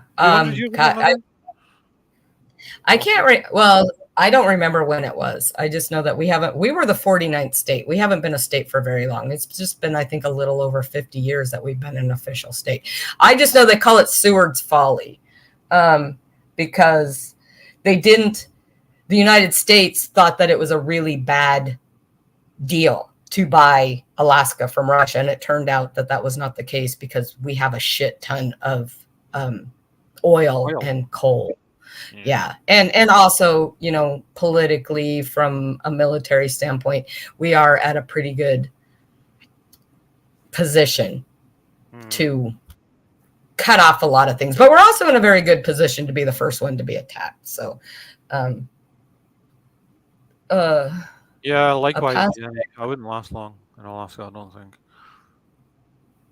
Well, you would if you don't know any different. I am Scottish. Bear that night. I'm pretty sure there's Scottish people here. I'm pretty sure. What's Jenny say? A past boyfriend, one of many. Oh, you little hussy. Just kidding. Had a cousin move to Alaska to work as a social worker in an Aboriginal women's service. I heard interesting stories. Yeah. There's a lot of, just like anywhere else, the Native Americans, there's a lot of issues with the indigenous people up here. There's a lot, and there's still a lot of people that are born, raised, and, live in these villages, and they live in these little villages along, Alaska. Most of them, well, not most, but a lot of them are along the coast, because, that's how they sustain their lifestyle, is fishing and hunting. And, they live in these little villages where things are just different. I mean, even the small town I lived in, it wasn't a village, it was just a small town. But, going into quote unquote the big city of Anchorage it's a big thing. Everything's different. And they have these villages, and they come into, the towns and the adjustments. And there's a lot of problems. Just, you hear about it happening in Canada with their indigenous people, because they're basically, I'm going to say this and they're probably going to get mad, but, the indigenous people, they migrated, so they have natives in Canada, and we have natives in Alaska. And there's a lot of problems, just like the American Indians, there's a lot of problems with that. One visit to Hawaii. I'm definitely going to visit Alaska at some point. I'd love to see just to experience the long nights, when there's no light at all, very much. That fascinates me. I'd just love to experience that. Yeah, so that's the other thing. So like here in Anchorage, in the wintertime, in the middle of winter, and I think I've talked about this before, this is why solstices are big here in Alaska. Summer solstice and winter solstice. June 21st, December 21st. We make big deals about it. We have parties. There's a whole big thing downtown because it's a big deal for us. In the middle of winter here in Anchorage, our daylight, I think, is about 6 hours. Yeah, I think we get about, from sunrise to sunset. But that's the other thing that I try to explain, and I'm not very good at it, is that, so in the summertime, okay, so when you go up higher up, is it Barrow? It's Barrow or Nome? Where they go like, up north, they go like a month where the sun never actually rises in the middle of winter. So where I grew up, like your daylight, and when I say daylight, I'm saying that very loosely because you also need to keep in mind that everything in Alaska is surrounded by mountains. So even though the sun may be up, if it's not coming up that high over the horizon, it still may never crest those mountains. So you're really still not going to see the sun sometimes. It was probably like 4 hours. But where I'm at, we get about 6 hours. The summertime, this is the other thing that I tell people, like the sun does set here in the summertime, but it doesn't actually get dark for probably a good month. Like I think I showed you a picture where you can literally sit outside and read a newspaper or read, because even though the sun is set, it doesn't dip very low below the horizon, so it's still very much light outside. I have like security lights that go on, they're that dusk to dawn, and they stop even doing anything towards the beginning of June, and then they don't start working until like the middle of July, because it doesn't get dark unless it's really cloudy. If it's really cloudy and rainy, then it can kind of be darker. But if it's a decent day, so you can either come see all the daylight or you can come see all the darkness. Wow. Aurora? Yes. We have a lot of northern lights, even down here. And I know I keep referring to where I grew up, but that was right in the middle of the state practically. So you kind of get the best of both worlds. But even down here in Anchorage, we get them quite a lot. Now I live in the city. And when I say city, it's not like Los Angeles city, but we can still see them. But wasn't it, Anchorage? What? It's big enough though, isn't it, Anchorage? I mean, it's big enough. I mean, it's not like I know everybody. I don't know everybody. But I live on the edge of the city. So if I just drive 10 miles down the road, I'm in the middle of the woods and I'm in the middle of the dark. So now here in Anchorage, most of the northern lights that we see, they're more greenish, which is still cool. I mean, it's still cool to watch. But where I grew up, we had everything. We had the blues, we had the reds, and I'm not a meteorologist. I don't know what plays into all that, but they were all the colors. There's green, red, and blues are maybe there's another one, I don't know, but those are the ones we always saw. But my daughter got a really new fancy phone, so she's kind of addicted to taking pictures of all of them all winter long, and she would be sending me pictures at 2 a.m. because she's outside taking pictures of them. You know that I took up painting for a long time, right? Did I tell you that? Yeah. Yes. Yeah, I did a few paintings of the Northern Lights, just using a certain technique. I'll need to show you sometime. It's great. Yeah. There's a certain method that you can use when you're oil painting to get some great effects. I need to get back into painting. Do you guys have those over there at all? Have you ever seen them in person? I think you actually can. Really far up, like to the extreme north of Scotland, I think it's possible. But I don't think it would be as frequent as you would be able to see it over where you guys are. Mm-hmm. But yeah. So the one thing about the northern lights that again, I don't want to act blasé about them because I still love them, but she'll text me every time she sees them, and I don't always wrap up in 27 blankets to go outside and see. Primarily because, like I said, where I grew up, they were really common. So it's not like I haven't seen them, but they still impress the hell out of me. Don't get me wrong. But the best part about them is when they dance. I don't know. That's what we call it. I don't know what anybody else calls it, but when they're moving, and we always say across the sky. because yeah, because there'll be times where they're just like streaks and then they kind of fade in and fade out. But if you get a really big swath of them, and it kind of reminds me of when you're looking at like a sound thing and you can see the little lines going up and down as the sound of a song is playing. They'll do that. When we call it dancing, they're dancing, and it's very fluid like, and it's just really cool. It's really cool. And they're cool to watch on TV, but to see them in person, and sometimes, and I not here in Anchorage, I've never had it happen here in Anchorage, but again, where I grew up was really in the middle of nowhere. You can hear them, it's not like super loud, but when you're standing outside and it's freezing cold and there's absolutely no noise, you can hear like this. It kind of sounds like how do I describe it? I don't want to say crunching, but kind of like light. If you've ever walked on snow that had like a light layer of ice on top, and you step on it, it makes like this little crunch sound. It kind of sounds like that, but it's also kind of mixed. It almost sounds like electricity, but again, it's not super loud. Like, you really have to listen, but it's just all really cool. Oh, that's cool. And can you imagine what our ancestors must have thought when they seen things like this? I mean, how could they not think that this was something, something that we would call religion, right? I mean, how we have a basic understanding that is caused through certain particles coming from the sun interacting with that part of the atmosphere, right? We have a general idea that there's a reason for it, but can you imagine our ancestors trying to understand that would be terrifying. What that was?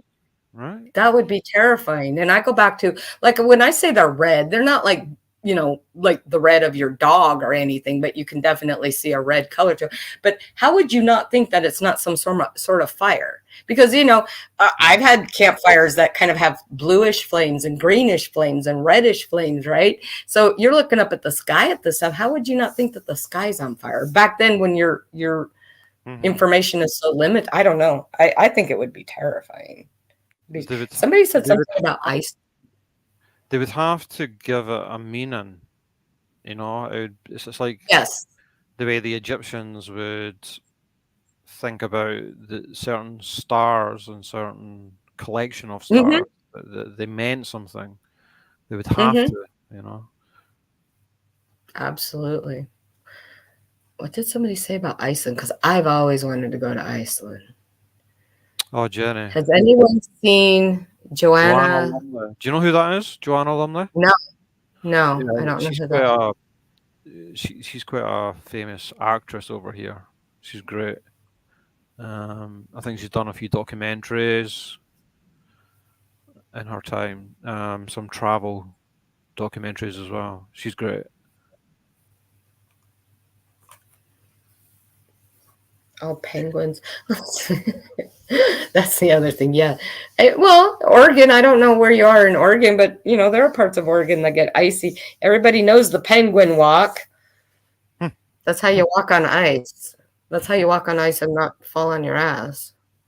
You do the penguin walk. You feel stupid. But... What?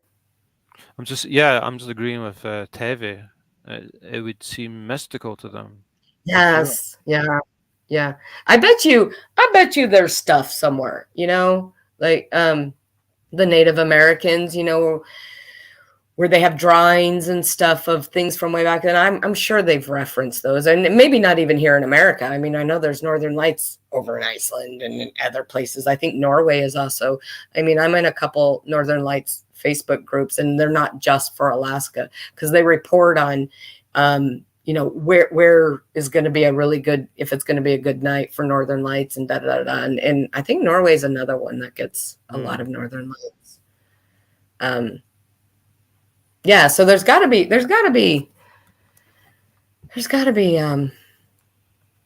some reference to them somewhere in some past history, Oh, to undoubtedly.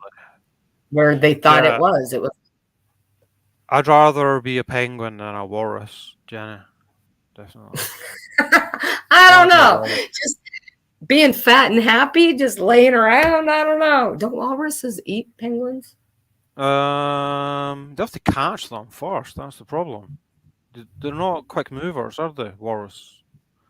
I think in the water they are. Yeah, I well, know. I mean, shit. Do we? I don't know if we have walruses up there. I mean, we definitely have seals, and they are like wicked fast. And yes, Jenny Barnes, it is very heartbreaking. I mean, there's horrible stories. well, Cheryl, we have to end at some point. It's been interesting. Okay, What did we learn? What did we learn? because some people are just really pathetic. I think that sums it up. Uh, yeah, I'm glad you agree, Jenny. I'll take my chances being a penguin. You can at least walk, right? You can waddle around and then jump into the water. If you're a walrus, you're kind of limited on land, aren't you? I'm sure they can move a good bit underwater, but penguins have got a bit of both going on. So Have you seen that movie? It's been a long time. Was it the Trail of the Penguin? It's something, but it's this documentary, and how they have to carry or hold the egg on their feet, all right. and it's the man that does that for the majority of it, and then they sit down and their big stomach covers the egg to protect it and keep it wet. I don't know. See, not all guys are assholes. Not in the penguin world. Not in the penguin world.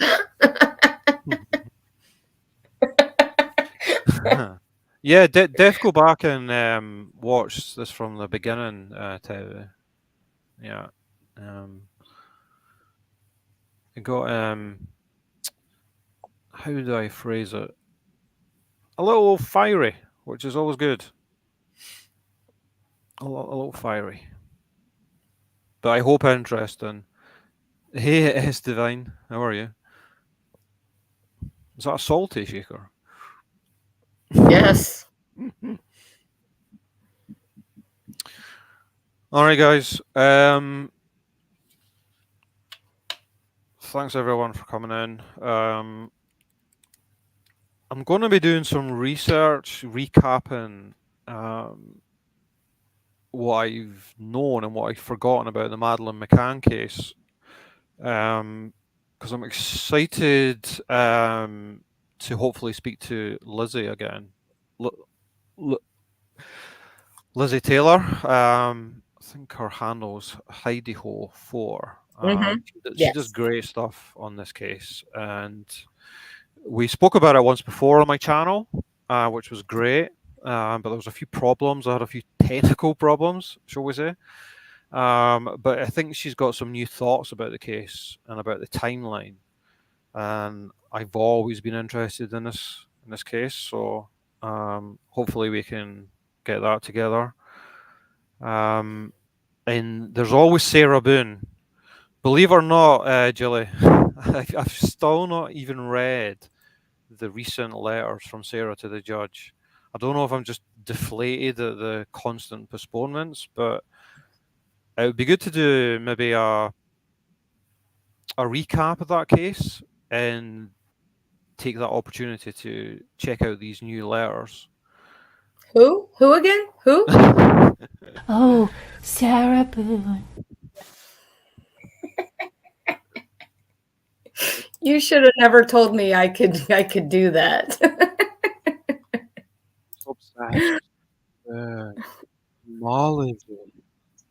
Victimology. Sorry. I can't hear Sarah Boone without hearing it that way now. I just can't. Oh, you've ruined it for me, Merv. You've ruined it. Can't get that out of my head now. Don't do that. Well, thank you for letting me come up and vent. And if I offended anybody, sorry, not sorry. No, you've not offended anyone. I mean, if I offended anybody in chat with anything, I am sorry. If I offended anybody I was specifically talking about, don't give a fuck. Yeah. It's always good to have a forceful conversation, I think, and to challenge ideas and thoughts. That's what it's all about. That's what this platform should be all about. Challenging Yeah. ourselves and challenging everyone else and having a good old talk about things. So yeah, And let's hopefully hope our communities like raise their moral levels, because it's just gross. yeah. Oh, Everyone thanks, else apart Jamie. from us needs to do better. That's the takeaway from this. All of us and everybody that's been in your chat, awesome. Everybody Yeah. else, get your shit together. All right, guys. Thanks again, Cheryl. Love your contribution as always. You always get me thinking. And Thank thanks you. everyone in chat. Um, Thank you. we shall see you again sometime soon. Hopefully, some true crime. All right. Good night, Wait, everyone. hold on. Okay, no, that's it. Sorry.